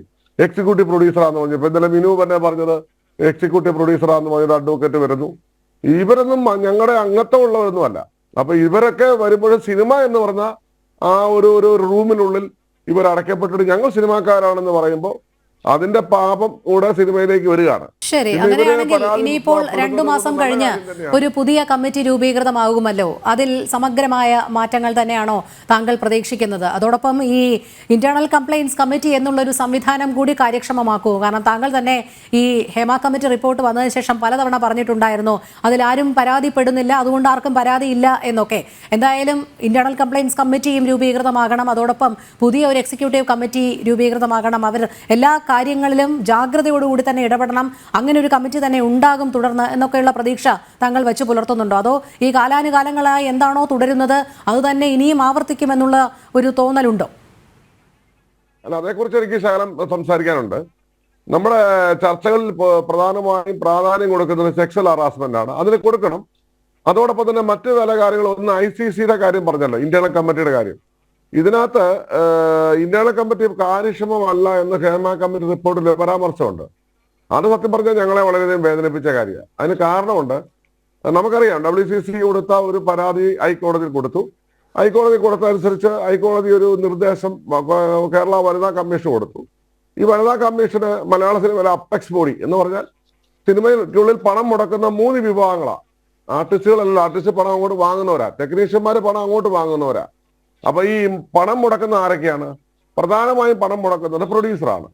രണ്ടാമത് പണം മുടക്കുന്നത് ഡിസ്ട്രിബ്യൂട്ടറാണ്. മൂന്നാമത് ഒരു പെർമനന്റ് എസ്റ്റാബ്ലിഷ്മെന്റ് എന്ന് പറയുന്നത് എന്താണ്? തിയേറ്ററുകളാണ്, അല്ലെങ്കിൽ നമുക്കറിയാലോ എക്സിബിറ്റേഴ്സ് ആണ്. ഈ 3 വിഭാഗത്തോടെ അപ്പെക്സ് ബോഡിയാണ് ഫിലിം ചേംബർ. അപ്പൊ വനിതാ കമ്മീഷൻ നമ്മളോട് പറയുകയാണ്, നിങ്ങൾ ഇതിന്റെ മോണിറ്ററിങ് ഏറ്റെടുക്കണം. കാരണം നിങ്ങളാണല്ലോ പടങ്ങൾക്ക് സാങ്ഷൻ കൊടുക്കുകയും പ്രോജക്റ്റുകൾ നിങ്ങൾ നോക്കുകയും നിങ്ങളുടെ മെമ്പേഴ്സ് ആണല്ലോ പടം പിടിക്കാൻ വരുന്നത്. അപ്പൊ അങ്ങനെ ഞങ്ങളോട് പറഞ്ഞപ്പോൾ ഞങ്ങൾ ഇരു കഴിഞ്ഞിട്ട് സ്വീകരിച്ചു. ഞങ്ങൾക്ക് മലയാള സിനിമ നന്നായി പോകണം. അപ്പൊ ആ ആഗ്രഹമുള്ളതുകൊണ്ടാണല്ലോ ഞങ്ങൾ സ്വീകരിച്ചത്. അതിനുശേഷം 3 വർഷമായി ഞങ്ങൾ ഇത് എന്ത് ചെയ്തു? ഒരാളൊരു പ്രോജക്റ്റുമായിട്ട് വരുമ്പോൾ ഞങ്ങൾ നിയമങ്ങളെല്ലാം മാറ്റി. നിങ്ങൾ പ്രോജക്റ്റ് ചെയ്യുമ്പോൾ ഈ സിനിമ ലൊക്കേഷൻസ് എവിടെയൊക്കെ ചേഞ്ച് ചെയ്യപ്പെടുന്നു. നമുക്കറിയാം, ഒരു 50-60 ലൊക്കേഷനിൽ ഒരു സിനിമയിൽ സ്വാഭാവികമായും ചിലപ്പോൾ അത് കൂടാ, അത് കഥയനുസരിച്ചാണല്ലോ. അപ്പൊ ലൊക്കേഷൻ ചേഞ്ച് ചെയ്യുമ്പോൾ അവിടെ ഒരു IC രൂപീകരിക്കണം. ആ ICയുടെ ലിസ്റ്റ് ഞങ്ങൾക്ക് തരണം എന്ന് പറഞ്ഞ് എല്ലാം അവിടെ IC രൂപീകരിച്ചത് മാത്രമല്ല, നമ്മുടെ G. സുരേഷ് കുമാറാണ് നമ്മുടെ ജനം ടിവിയുടെ ചെയർമാൻ. അദ്ദേഹമാണ് ഞങ്ങളുടെ ഇതിന്റെ ചെയർമാനും. അപ്പൊ ഞങ്ങള് അത് അവിടെയുള്ള ബസ്സുകളിൽ, ഈ പ്രൊഡക്ഷനുള്ള ബസ്സുകളിലൊക്കെ ഇത് ഒട്ടിക്കണം. അവിടെ വരുന്ന മുഴുവൻ മെമ്പേഴ്സിന് സിനിമയുമായി ബന്ധപ്പെടുന്ന അഭിനേതാക്കൾ മാത്രമല്ലല്ലോ കേട്ടോ ലേഡീസ് ആയിട്ടുള്ളത്. മേക്കപ്പിൽ കാണാം, കോസ്റ്റ്യൂംസിൽ കാണാം, അതുപോലെ തന്നെ നമ്മുടെ പല വിഭാഗത്തിൽ അസോസിയേറ്റ് ഡയറക്ടർമാരായിട്ടും ഒക്കെ ഉണ്ട്. ഇപ്പൊ പെൺകുട്ടികൾ പല മേഖലയിലും സിനിമ വർക്ക് ചെയ്യുന്നുണ്ട്. അപ്പൊ അവരോട് ഇത് പറയണം, ഇതാ ഇവിടെ ഒരു IC ഉണ്ട്, നിങ്ങൾക്ക് ഏതെങ്കിലും തരത്തിലുള്ള കംപ്ലൈന്റ് ഉണ്ടെങ്കിൽ ആ കംപ്ലൈന്റ് ഞങ്ങൾ പരിഹരിക്കുന്നു എന്നല്ല അർത്ഥം. ഞങ്ങളിത് അവിടത്തെ ഒരു സാധാരണ നമുക്ക് തീർക്കാവുന്ന തർക്കമാണ് ശരി. പക്ഷേ അത്തരത്തിൽ ആരെയും ബോധവൽക്കരിച്ചില്ല എന്ന് മാത്രമല്ല, പല പരാതികളും അപ്പോൾ തന്നെ അപ്രത്യക്ഷമാകുന്ന ഒരു സാഹചര്യം ഉണ്ടായി. അതുകൊണ്ടാണല്ലോ ഈ വിമൻ ഇൻ സിനിമ കളക്റ്റീവ് ഒക്കെ രൂപീകൃതമാക്കേണ്ടി വന്നത്. മേക്കപ്പ് ആർട്ടിസ്റ്റും WCC അംഗവുമായ ശ്രീമതി മിറ്റ MC കൂടി ചേരുകയാണ്. ശ്രീമതി മിറ്റ, എന്തെല്ലാം പ്രോബ്ലംസ് ആണ് നിങ്ങൾ അഭിമുഖീകരിക്കേണ്ടി വന്നിട്ടുള്ളത്? ഈ WCC രൂപീകൃതമായതിനു ശേഷം അതിനൊക്കെ പരിഹാരം കണ്ടെത്താൻ ഏതറ്റം വരെ ആ സംഘടന ശ്രമിച്ചിട്ടുണ്ട്, സാധിച്ചിട്ടുണ്ട്? കൃത്യമായിട്ട് പറഞ്ഞു കഴിഞ്ഞാല് ഞാൻ 40ഓളം സിനിമകൾ ചെയ്തു. ഞാൻ മനസ്സിലാക്കിയൊരു കാര്യം എന്ന് വെച്ച് കഴിഞ്ഞാല് സ്ത്രീ ആയതിന്റെ പേരിൽ പലപ്പോഴും മാറ്റി നിർത്തപ്പെട്ടിട്ടുണ്ട്. പിന്നെ കൃത്യമായ ഒരു വേതനം കിട്ടാതിരുന്ന സന്ദർഭങ്ങൾ ഉണ്ടായിട്ടുണ്ട്. അന്ന് ഇതൊക്കെ നമുക്ക് പറയാൻ വേണ്ടിയിട്ടുള്ളൊരു വേദി എനിക്കുണ്ടായിരുന്നില്ല എന്നുള്ളത് തന്നെ ഒരുപാട് വിഷമിപ്പിച്ചിട്ടുണ്ട്. പക്ഷെ ഞാനിപ്പോ ഒരു യൂണിയന്റെ ഭാഗമാണ്. അപ്പൊ അത് അഭിമാനത്തോടുകൂടി എനിക്ക് പറയാൻ സാധിക്കും. അതിനുശേഷം എനിക്ക് വേറെ പ്രത്യേകിച്ച് ഈ പറഞ്ഞ പ്രശ്നങ്ങളൊന്നും ഞാൻ പിന്നെ അഭിമുഖീകരിക്കേണ്ടി വന്നിട്ടില്ല. ആദ്യകാലങ്ങളിൽ ഞാൻ അഭിമുഖീകരിക്കേണ്ടതായി വന്നിട്ടുണ്ട്. ഈ പറഞ്ഞ തൊഴിലിടങ്ങളിൽ നിന്നുള്ള സമ്മർദ്ദങ്ങൾ, എനിക്ക് വർക്ക് ചെയ്യുന്നു, നമുക്ക് പണം കിട്ടുന്നില്ല, അതല്ലാതെ വേറൊരു പ്രശ്നം എനിക്ക് പ്രത്യേകിച്ചൊന്നും പറയാനില്ല. അല്ല, സാധാരണ ഗതിയിൽ ഇത്തരത്തിൽ ഓരോ സിനിമാ ലൊക്കേഷനുകളിലും ഇന്റേണൽ കംപ്ലയിൻസ് കമ്മിറ്റി ഉണ്ടാകണം. അതത് സിനിമയിൽ നേരിടുന്ന പ്രശ്നങ്ങളൊക്കെ തന്നെ അവിടെ അവതരിപ്പിക്കാം, അതിന് പരിഹാരമുണ്ടാകും എന്നൊക്കെയാണല്ലോ പറയുന്നത്. നമുക്കറിയാം ഹേമ കമ്മിറ്റി റിപ്പോർട്ട് എങ്ങനെയാണ് വന്നതെന്നും അതിൻ്റെ പിന്നിൽ എന്തൊക്കെയായിരുന്നു അന്നത്തെ സാഹചര്യം എന്നുമൊക്കെ ഉള്ളത്. അന്നായിരുന്നു ഈ WCC രൂപീകൃതമായതും ഒന്നാകെ തങ്ങളുടെ ഈ പ്രശ്നങ്ങളൊക്കെ പരസ്യമായി പറയാൻ ചിലർ തയ്യാറായതെങ്കിലും ഈ ഒരു മാറ്റം തുടർന്നും ഉണ്ടാകുമോ? താങ്കൾ സൂചിപ്പിച്ചതുപോലെ ചില വേതനത്തിലുള്ള കാര്യങ്ങളല്ലാതെ തന്നെ നിരവധി പ്രശ്നങ്ങൾ നേരിടുന്ന സ്ത്രീകളുണ്ട് ഈ മേഖലയിൽ. അത് നടിമാരായിക്കോട്ടെ, ടെക്നിക്കൽ മേഖലയിലുള്ളവരായിക്കോട്ടെ, എല്ലാ മേഖലകളിലും ഇവർ ഇത്തരം ദുരനുഭവങ്ങൾ നേരിടുന്നവരാണ്. അവർക്കൊക്കെ ഒരു മാറ്റം ഉണ്ടാകും ഇനി തുടർന്ന് എന്നുള്ളൊരു പ്രതീക്ഷ ശ്രീമതി മിറ്റ വെച്ച് പുലർത്തുന്നുണ്ടോ? തീർച്ചയായിട്ടും. കാരണം ഇപ്പം സ്ത്രീകൾക്ക് അതായത് ഇപ്പൊ ഒരു എന്താ പറയുക, ഒരു പ്ലാറ്റ്ഫോം ഉണ്ട്. അവര് ഭയം കൂടാതെ ഓരോന്ന് തുറന്ന് പറയുന്നുണ്ട്. പക്ഷെ ഇതിൽ എന്നെ വേദനിപ്പിച്ച ചില കാര്യങ്ങൾ എന്ന് വെച്ച് കഴിഞ്ഞാല് പലതും സത്യസന്ധമല്ലാത്ത കാര്യങ്ങൾ പോലും ഈ ദിവസങ്ങളിൽ പുറത്തു വരുന്നുണ്ട്. അപ്പം യാഥാർത്ഥ്യം എന്താണെന്ന് കൃത്യമായിട്ട് പഠിച്ച ശേഷം മാത്രമേ ഓരോ കാര്യങ്ങളും പുറത്തു വരാൻ പാടുള്ളൂ എന്ന് എനിക്കൊരു അഭിപ്രായമുണ്ട്. കാരണം ഇപ്പൊ നടക്കുന്ന പല കാര്യങ്ങളും എന്താ പറയാ, ജനങ്ങളെ കൺഫ്യൂസ്ഡ് ആക്കുന്നുണ്ട്. കാരണം ഒരു കാര്യം പറയുന്നു, നാളെ അതല്ല എന്ന് പറയുന്നു. അപ്പം അത് അനുഭവിക്കുന്ന, അതായത് ഒരാളിലേക്ക് വിരൽ ചൂണ്ടുമ്പോൾ അവരനുഭവിക്കുന്ന ഒരു ബുദ്ധിമുട്ട്, വിഷമം, അല്ലെങ്കിൽ അവരുടെ വീട്ടുകാർക്ക് ഉണ്ടാകുന്ന വിഷമം, ഇതെല്ലാം പബ്ലിക്കും ആലോചിക്കേണ്ടതാണ്. ഈ പറയുന്ന വിരൽ ചൂണ്ടുന്നവരും അത് ആലോചിക്കേണ്ട കാര്യമാണ്. എന്തു തന്നെ ആയാലും ആരുടെ നേരെ കുറ്റം ആരോപിച്ചാലും അതിന് സത്യസന്ധമായ ഒരു ന്യായവ്യവസ്ഥിതി, അതായത് അയാൾ കുറ്റക്കാരനാണോ അല്ലയോ എന്ന് തീരുമാനിച്ചിട്ട് പോരെ അതുപോലുള്ള വിരൽ ചൂണ്ടലുകൾ എന്നാണ് എന്റെ അഭിപ്രായം. കാരണം നാളെ ഒരാൾക്ക് ഒരു ബുദ്ധിമുട്ടുണ്ടായാൽ യഥാർത്ഥത്തിൽ അത് മറ്റുള്ളവർ വിശ്വസിക്കാൻ പ്രയാസപ്പെടും ഈ വരുന്ന ഒരു അവസരത്തിൽ. ശരി, അങ്ങനെയാണെങ്കിൽ ഈ WCC അംഗങ്ങളൊക്കെ തന്നെ പരസ്പരം അവരുടെ പ്രശ്നങ്ങൾ പറയാറുണ്ടോ? ഇതൊക്കെ പരിഹരിക്കാൻ ഉള്ള ശ്രമങ്ങൾ വേണം എന്ന് ആവശ്യപ്പെടാറുണ്ടോ? എന്തായാലും ഇതിനുള്ളിൽ തന്നെ വ്യക്തിപരമായ താല്പര്യങ്ങൾ സംരക്ഷിക്കുന്നതിന് വേണ്ടി ചിലർ കടന്നുകൂടിയിട്ടുണ്ട് എന്നുള്ള ആരോപണങ്ങളൊക്കെ വരുന്നുണ്ടല്ലോ. അതുകൊണ്ട് WCCയുടെ പ്രവർത്തനം എങ്ങനെയാണ് പോകുന്നത് എന്നുകൂടി താങ്കൾക്ക് വിശദീകരിക്കാമോ? WCCയുടെ ഒരു പ്രവർത്തനം കൊണ്ടിട്ടാണ് ഹേമ കമ്മിറ്റി വന്നത്. പക്ഷെ ഈ ഹേമ കമ്മിറ്റിയിൽ പറയുന്ന കാര്യങ്ങൾ സെക്സ്വൽ ഹരാസ്മെന്റ് മാത്രമല്ല, അവിടെ പല കാര്യങ്ങളും പറയുന്നുണ്ട്. പക്ഷെ അതൊന്നും മീഡിയയിലേക്കോ പബ്ലിക്കിലേക്കോ ഇതുവരെ എത്തിയിട്ടില്ല. എന്താണെന്ന് അവർ കൃത്യമായിട്ട് പഠിച്ചിട്ടില്ല. അപ്പം എനിക്ക് പറയാനുള്ളത് എന്ന് വെച്ച് കഴിഞ്ഞാൽ എന്താ പറയാ, ഞാൻ നേരത്തെ പറഞ്ഞല്ലോ, കൃത്യമായ ഒരു പഠനം ആവശ്യമാണ്. അത് ഇപ്പൊ സ്ത്രീ അതായത് ഒരു സ്ത്രീ ഒരു വർക്ക് പ്ലേസിൽ വർക്ക് ചെയ്യുന്നു, അവർക്ക് ഫിസിക്കലിയോ മെന്റലിയോ എന്തെങ്കിലും രീതിയിലുള്ള ഒരു പ്രശ്നം ഉണ്ടായാൽ അത് തുറന്നു പറയാനുള്ള ഒരു അവസരം ഉണ്ടാവണം. IC അതിന് നല്ലതാണ്. അത് കൃത്യമായിട്ട് പോയി കഴിഞ്ഞാൽ അത് സിനിമാ രംഗത്ത് വളരെ നല്ല മാറ്റങ്ങൾ വരുമെന്ന് ഞാൻ വിശ്വസിക്കുന്നുണ്ട്. പിന്നെ പഴയ കാലഘട്ടമല്ല, സ്ത്രീകള് ഇപ്പം മീഡിയയും ഈ പറഞ്ഞ സോഷ്യൽ മീഡിയയൊക്കെ ഒരുപാട് മുന്നോട്ട് പോയി കഴിഞ്ഞു. കൃത്യമായിട്ട് എല്ലാ കാര്യങ്ങളും അവരിലേക്ക് എത്തുന്നുണ്ട്. അപ്പം എനിക്ക് പറയാനുള്ളത് എന്താണെന്ന് വെച്ച് കഴിഞ്ഞാൽ, ഇപ്പം WCC ആയാലും അത് AD യൂണിയൻ ആയാലും ശരി, സ്ത്രീകൾക്കായാലും പുരുഷന്മാർക്കായാലും, ഇപ്പം സ്ത്രീകൾ മാത്രമല്ല മെന്റൽ ഹാരാസ്മെന്റിലേക്കും ഫിസിക്കൽ ഇതിലേക്കും പോകുന്നത്, രണ്ടുപേരും. കാരണം പുരുഷന്മാരും ഇതുപോലെ മെന്റൽ അതായത് അവർക്കും ബുദ്ധിമുട്ടുകൾ അനുഭവപ്പെടുന്നുണ്ട്. അപ്പൊ ഞാൻ പറയുന്നത് രണ്ട് സൈഡിൽ നിന്നും രണ്ടു പേർക്കും തുല്യത വേണം, നീതി വേണം. അതിന് ഈ ഒരു ഹേമ കമ്മിറ്റിയും ഈ പറഞ്ഞ ICയും എല്ലാം അതിന് ഉപകരിക്കും എന്ന് തന്നെ വിശ്വസിക്കാനാണ് എനിക്കിഷ്ടം. ശരി. ശ്രീ രാമസിംഹൻ, സിനിമാ മേഖലയിൽ ചൂഷണം ചെയ്യപ്പെടുന്നത് സ്ത്രീകൾ മാത്രമല്ല പുരുഷന്മാരും ഉണ്ട് എന്നാണ് ആരോപണങ്ങൾ വരുന്നത്. കാരണം എല്ലാ മേഖലകളിലും ഉള്ളതുപോലെ തന്നെ ഇവിടെയും അങ്ങേയറ്റം വിവേചനം വച്ച് പുലർത്തുന്നുണ്ട്.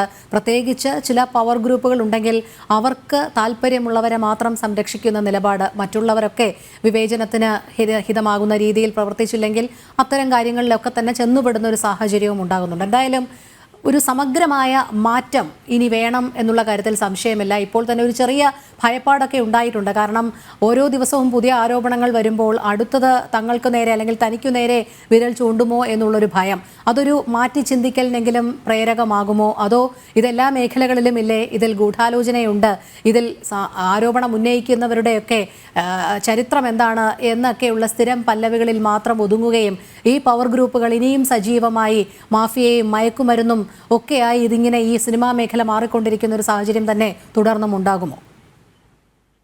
ആദ്യമേ ബലദേവിന്റെ തികച്ചും സ്ത്രീവിരുദ്ധമായിട്ടുള്ള ആ വാക്കുകൾക്ക് മറുപടി പറയാതെ പോയാൽ ശരിയാവില്ല. ബലദേവ് പറഞ്ഞു ഇതിൽ കംപ്ലൈന്റ് കൊടുത്ത ഒരാള് വേശ്യയാണെന്ന് പറഞ്ഞു, ഒരാള് ഉടുതുണി അടിക്കുന്ന ആളാണെന്ന് പറഞ്ഞു.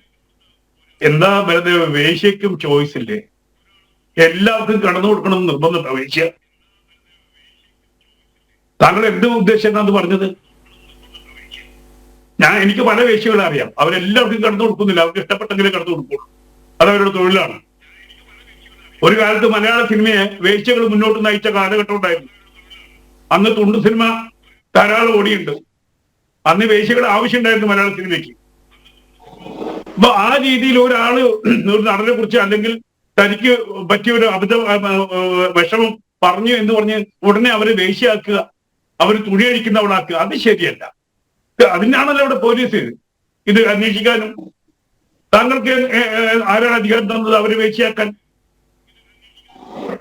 സിനിമയിൽ പരസ്പര സമ്മതത്തോടുകൂടി പലരും ബന്ധപ്പെടുന്നുണ്ട്, അവരൊക്കെ വേശ്യകളാണോ? സുപ്രീം കോടതി പറഞ്ഞിട്ടുണ്ട് ഒരു പുരുഷനും സ്ത്രീക്കും പരസ്പര സമ്മതമാണെങ്കിൽ എവിടെ വെച്ചും അവർക്ക് ഒരുമിച്ച് കൂടുന്നതിന് യാതൊരു കുഴപ്പമില്ല. ഇവിടെ അങ്ങനെയല്ല നടക്കുന്നത്. ഒരു തങ്ങളുടെ ആവശ്യത്തിന് വേണ്ടി അവർ ഉപയോഗിക്കുന്നതാണ്. അതാണ് വ്യത്യാസം. ഒന്നും അറിയാത്ത ഒരു ആർട്ടിസ്റ്റിനെ കൊണ്ട് നമ്മുടെയൊക്കെ മുമ്പിൽ വന്നിട്ടുണ്ട്. ഇതുപോലെ സങ്കടത്തോട് നമ്മൾ പറഞ്ഞു വിട്ടിട്ടുണ്ട്. അമ്മയോട് പറഞ്ഞാൽ ഇതിനിങ്ങനെ ഈ 17-16 വയസ്സുള്ള കുട്ടികളെ കൊണ്ടുപോ, ഇതിന് സിനിമയിൽ അഭിനയിക്കാൻ അറിയില്ല, ഒന്നും അറിയാത്ത കുട്ടികളെ കൊണ്ടുവന്ന് ഈ രീതിയിൽ കൊണ്ടുപോ എവിടെയെങ്കിലും പോയി ജീവിക്ക് എന്ന് പറഞ്ഞിട്ടുണ്ട് നമ്മളൊക്കെ ഇതിന്റെ ഭാഗമായിട്ട്. ഇത് സിനിമയിൽ ഇല്ല എന്നൊന്നും പറയില്ല, സിനിമയിൽ ഇതൊക്കെ ഉണ്ട്. പക്ഷെ അതിന് നമ്മൾ ന്യായീകരിക്കരുത്. അങ്ങനെ ചോദ്യം ചെയ്യുന്നവരൊക്കെ വേശ്യകളാക്കി മുദ്ര കുത്തരുത്. അത് ശരിയായ നടപടിയല്ല. അതിനാണല്ലോ കോടതിയും പോലീസും ഒക്കെ ഉള്ളത്. നിങ്ങൾ അവിടെ പോയി പറയൂ അവൾ വേശ്യയാണെന്ന്, നിങ്ങൾ അവിടെ തെളിയിക്കൂ. അതല്ലാതെ ഒരു മീഡിയയുടെ മുമ്പിൽ വന്നിട്ട് അവർ വേശ്യയാണ്, അവർ തുണി അഴിക്കുന്നവളാണെന്ന് പറയാൻ നിങ്ങൾക്ക് എന്ത് അധികാരമുള്ളത്? ബലദേവ് മാപ്പ് പറയണം ആ വാക്ക് ഉപയോഗിച്ച്. അത് തികച്ചും സ്ത്രീവിരുദ്ധമായിട്ടുള്ള വാക്കാണ് ബലദേവ് ഉപയോഗിച്ചത്. അത് പറയാൻ പാടില്ല. സിനിമയില് ഇനി ഒരു വ്യക്തി വന്ന് വേശ്യാവൃത്തി ചെയ്തോ, എന്ത് തെറ്റായിട്ടുള്ളത്? ഒരു തെറ്റുമില്ല. ചിലപ്പോ പണം കൊടുത്തില്ലെങ്കിൽ അവള് ബഹളം ഉണ്ടാക്കും, അത് വേറെ കാര്യം. പക്ഷേ ഇങ്ങനെ ഒരാളെ ആക്രമിച്ചു, അത് വിളിച്ചു പറഞ്ഞു എന്ന് പറഞ്ഞു കഴിഞ്ഞാൽ ഉടനെ അവളെ വേശ്യയാക്കുന്ന ആ ഒരു ഇടപാട് ശരിയല്ല. കാരണം ഇത് ഒരു അസോസിയേഷൻ കൃത്യമായിട്ട് വർക്ക് ചെയ്തിരുന്നു, അതിനകത്ത് ഒരു സെല്ല് ഉണ്ടായിരുന്നെങ്കിൽ, ഇത്തരം കംപ്ലൈന്റ് അവിടെ വന്നിരുന്നെങ്കിൽ, കൃത്യമായിട്ട് മോണിറ്റർ ചെയ്യാൻ പറ്റിയിരുന്നെങ്കിൽ ഈ ജനങ്ങളുടെ മുമ്പിലേക്ക് ഇത് വരില്ലായിരുന്നല്ലോ. അതിനാണല്ലോ അസോസിയേഷൻ വരുന്നത്. ഇങ്ങനെയുള്ള സംഭവങ്ങൾ ഉണ്ടായിക്കഴിഞ്ഞാൽ ഭയലേശമന്യേ വന്ന് ഒരു കംപ്ലൈന്റ് എഴുതി കൊടുക്കാനും കംപ്ലൈന്റ് എഴുതി കിട്ടിക്കഴിഞ്ഞാൽ ആ നടനോട് വിശദീകരണം ചോദിക്കാനും അതിന്റെ ശരിതെറ്റുകൾ കണ്ടെത്താനും അവിടെ നിന്ന് തന്നെ വേണമെങ്കിൽ അസോസിയേഷനിൽ ചെയ്യാം, സ്റ്റേഷനിലേക്ക് വിടാം കംപ്ലൈന്റ്. ഇതൊക്കെ സാധ്യമാണ്. അതിനാണല്ലോ ഒരു യൂണിയൻ എന്ന് പറയുന്നത്. ഇപ്പൊ നമ്മൾ പറയുന്നത് ഇപ്പൊ ഇവിടെ ഹേമ കമ്മിറ്റി പറഞ്ഞിരിക്കുന്നത് സ്ത്രീകളെ ബുദ്ധിമുട്ടിക്കുന്നത് മാത്രമല്ല, ആ മേഖലയിൽ ഞാൻ പറഞ്ഞില്ലേ 2000 രൂപ പ്രൊഡ്യൂസറുടെ കയ്യിൽ നിന്ന് മേടിച്ചിട്ട് 500 രൂപ എക്സ്ട്രാസിന് കൊടുക്കുന്നു. ഈ രാവിലെ മുതൽ 6 മണി മുതൽ രാത്രി 12 വരെ ജോലി വന്ന് ഈ വെയിലത്ത് നിൽക്കുന്ന എക്സ്ട്രാസിന് കൊടുക്കുന്നത് 500 രൂപയാണ്. ഇത് യൂണിയൻ നിയന്ത്രിക്കാൻ പറ്റും. അതേപോലെ യൂണിയൻ ഒരാൾക്ക് കാർഡില്ല എന്ന് പറഞ്ഞു കഴിഞ്ഞാൽ അയാളുടെ കൂലി പകുതി കട്ട് ചെയ്യുക. എവിടുത്തെ ന്യായമാണത്? എനിക്ക് കാർഡില്ല. എന്നെ 2010 ഫെസ്ക പുറത്താക്കിയതാണ്. എനിക്ക് ജോലി ചെയ്യണ്ടേ? ഞാൻ സിനിമാക്കാരൻ്റെ. എന്റെ വീട്ടിലേക്ക് അന്നം മേടിക്കണ്ടേ? അപ്പൊ കാർഡോ മെമ്പർഷിപ്പോ ഇല്ലാത്തവന് ഇവിടെ വർക്ക് ചെയ്യാൻ പാടില്ല. അതല്ലെങ്കിൽ പുതിയൊരു നടി വന്നു, 3 സിനിമയിൽ അഭിനയിച്ചു, പിന്നെ അവർക്ക് അഭിനയിക്കുന്ന കാർഡ് വേണം. കാർഡ് വേണമെങ്കിൽ കിടന്നു കൊടുക്കണം. ഇനി ചെറിയ നിസ്സാരപ്പെട്ട ഒരു കാര്യമാണോ? ഒരു സംഘടനയുടെ വക്താവാണ് പറയുന്നത് നിങ്ങൾക്ക് കാർഡ് തരണമെങ്കിൽ നിങ്ങൾ എന്റെ ബെഡ്റൂമിലേക്ക് വാ. ആ ഒരു അവസ്ഥ പറഞ്ഞിട്ട് നമ്മൾ അതിനെ നിസ്സാരവൽക്കരിക്കുന്നത് ശരിയാണോ? ഇത് ഒരാളുടെ കാര്യമില്ല. ഇനി ഒരു കാർഡ് ഒരു പുതിയ ആള് വരുന്നത് 1.5 ലക്ഷം രൂപ ഈ അത്താഴ പട്ടിണിക്കാരടുത്താണ് ഈ 1.5 ലക്ഷം രൂപ പിടിച്ചു വാങ്ങിക്കുന്നത്. ആർട്ടിസ്റ്റ് ആയിരിക്കും, നല്ല കഴിവുള്ള ആളൊക്കെ ആയിരിക്കും. ആ കഴിവുള്ള ആൾക്കാർക്ക് രംഗത്ത് വരണമെങ്കിൽ, വർക്ക് ചെയ്യണമെങ്കിൽ, ഇനി ഒരു മേക്കപ്പ് ആർട്ടിസ്റ്റ്, ഒരു മേക്കപ്പ് മാൻ, ഒരു പുതിയതായിട്ട് വരുന്ന ഒരാള് വന്നു കഴിഞ്ഞാൽ വർക്ക് ചെയ്യാൻ പറ്റില്ല. കാർഡ് വേണം. ഞാനൊരു സംവിധായകനാണെങ്കിൽ എനിക്ക് ഇഷ്ടപ്പെട്ട ആൾക്കാരെ കൊണ്ട് വർക്ക് ചെയ്യാനുള്ള സ്വാതന്ത്ര്യമുണ്ട്. ഇവിടെ CPM-ൽ വർക്ക് ചെയ്യുന്നവരുണ്ട്, മറ്റേ ലീഗിൽ വർക്ക് ചെയ്യുന്നവരുണ്ട്, കോൺഗ്രസിൽ വർക്ക് ചെയ്യുന്നുണ്ട്, അവർക്കൊക്കെ തൊഴിലെടുക്കാം. പക്ഷെ ഇവിടെ ഫെഫ്കയിലോ അമ്പയിലോ കാർഡില്ലെങ്കിൽ തൊഴിലെടുക്കാൻ പറ്റില്ല. അത് വലിയ അപ്പൊ ഇവിടെ അതുകൊണ്ടാണ് വേറൊരു സംഘടന ഇല്ല, ഫെഫ്ക മാത്രമേ ഉള്ളൂ, അമ്മ മാത്രമേ ഉള്ളൂ. അപ്പൊ ഇവരെ കുത്തകയാക്കി വെച്ചിരിക്കുകയാണ്. അവര് തീരുമാനിക്കണം. ബാക്കി എല്ലായിടത്തും കോൺഗ്രസ് ആണെങ്കിൽ കമ്മ്യൂണിസ്റ്റ് പോവാ, കമ്മ്യൂണിസ്റ്റ് അല്ലെങ്കിൽ BJP പോവാ. ഇവിടെ എവിടെ പോകും? ഒരു സ്ഥലത്ത് B. ഉണ്ണികൃഷ്ണൻ തീരുമാനിച്ചാൽ അത് അവസാന വാക്കാം. ഒരു വശത്ത് സിദ്ദീഖോ അല്ലെങ്കിൽ മമ്മൂട്ടിയോ മോഹൻലാലോ തീരുമാനിച്ചാൽ അത് അവസാനത്തെ വാക്കാം. പിന്നെ അവന് പണിയില്ല. അപ്പൊ അതാണ് ഈ ഹേമ കമ്മീഷൻ പറഞ്ഞിരിക്കുന്നതിന്റെ പ്രധാന കാര്യം. അതാണ് ഈ സെക്സ് മാത്രമല്ല, അതൊരു ഇതിന്റെ ഘടകമാണ്. ആ ചൂഷണം ഉണ്ട്. അത് ആണിനും പെണ്ണിനും ഉണ്ട് ചൂഷണം, എല്ലാ വിധത്തിനും ചൂഷണം. അപ്പൊ ആ ചൂഷണത്തിന് കൂട്ടു നിൽക്കുന്നതാണോ അവിടെ അതിനകത്ത് വേണ്ട ഒരു നോട്ടം? അവൻ അരി മേടിക്കുന്നുണ്ടോ? അവൻ ഈ രംഗത്ത് നിൽക്കേണ്ടവനല്ലേ? ഇപ്പൊ തിലകൻ പറഞ്ഞ 14 കൊല്ലം മുമ്പ്, 15ാമത്തെ കൊല്ലാണിത്, തിലകൻ പറഞ്ഞ അച്ചട്ട് പോലെ വന്നു. അന്ന് തിലകൻ പറഞ്ഞു ഇതൊരു മാഫിയ ഗാങ്ങാണെന്ന് പറഞ്ഞപ്പോ തിലകനെ പുറത്താക്കി. ആ തിലകനെ വെച്ച് എന്നെ പുറത്താക്കി, വിനയനെ പുറത്താക്കി, വിനയന്റെ പടത്തിൽ അഭിനയിച്ചവരെ പുറത്താക്കി. ഇതെന്തൊരു മര്യാദയാണ്? സിനിമ ഉണ്ടെങ്കിൽ സിനിമയിൽ വർക്ക് ചെയ്യുന്നില്ലെന്നും യൂണിയനെ പുറത്താക്കാം, അത് യാതൊരു കുഴപ്പമില്ല. കമ്മിറ്റിന്ന് പുറത്താക്കാം, ഒരു കുഴപ്പമില്ല. പക്ഷെ അയാളെ തൊഴിലെടുത്തുന്നാണ്. അതെ, തീർച്ചയായും അത് തന്നെയാണ് ചോദ്യവും. ശ്രീ MK ഹരിദാസ്, ഒരാളുടെ തൊഴിലിടമാണ്, പക്ഷേ അവിടെ ആര് ജോലി ചെയ്യണം, എന്തെല്ലാം മാനദണ്ഡങ്ങളാണ് അതിന് പിന്നിലെന്ന് തീരുമാനിക്കുന്നത് ഒരു സംഘത്തിന്റെ കൈകളിലേക്കാണ്.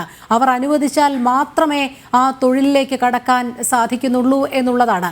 അമ്മ സംഘടന ഈ രാജി കാര്യം പറഞ്ഞപ്പോൾ മറ്റൊരു കാര്യം കൂടി പറയുകയുണ്ടായി. അങ്ങേയറ്റം സാമൂഹിക പ്രതിബദ്ധത വച്ചു പുലർത്തുന്ന സംഘടനയാണ്, ഞങ്ങൾ അവശ്യ കലാകാരന്മാരെയൊക്കെ എല്ലാ മാസവും പെൻഷൻ നൽകി സഹായിക്കുന്നുണ്ട്, ആ തുടർ പ്രവർത്തനങ്ങളൊക്കെ നടക്കുമെന്ന്. പക്ഷേ അത്രയധികം സാമൂഹിക പ്രതിബദ്ധതയുണ്ടെങ്കിൽ ഇത്തരം കാര്യങ്ങൾ കൂടി അവർ നേരത്തെ തന്നെ മനസ്സിലാക്കേണ്ടതും ഇത് ഉണ്ടാകാതിരിക്കാനുള്ള ജാഗ്രത തുടർന്നും നിലനിർത്തേണ്ടതുമായിരുന്നില്ലേ?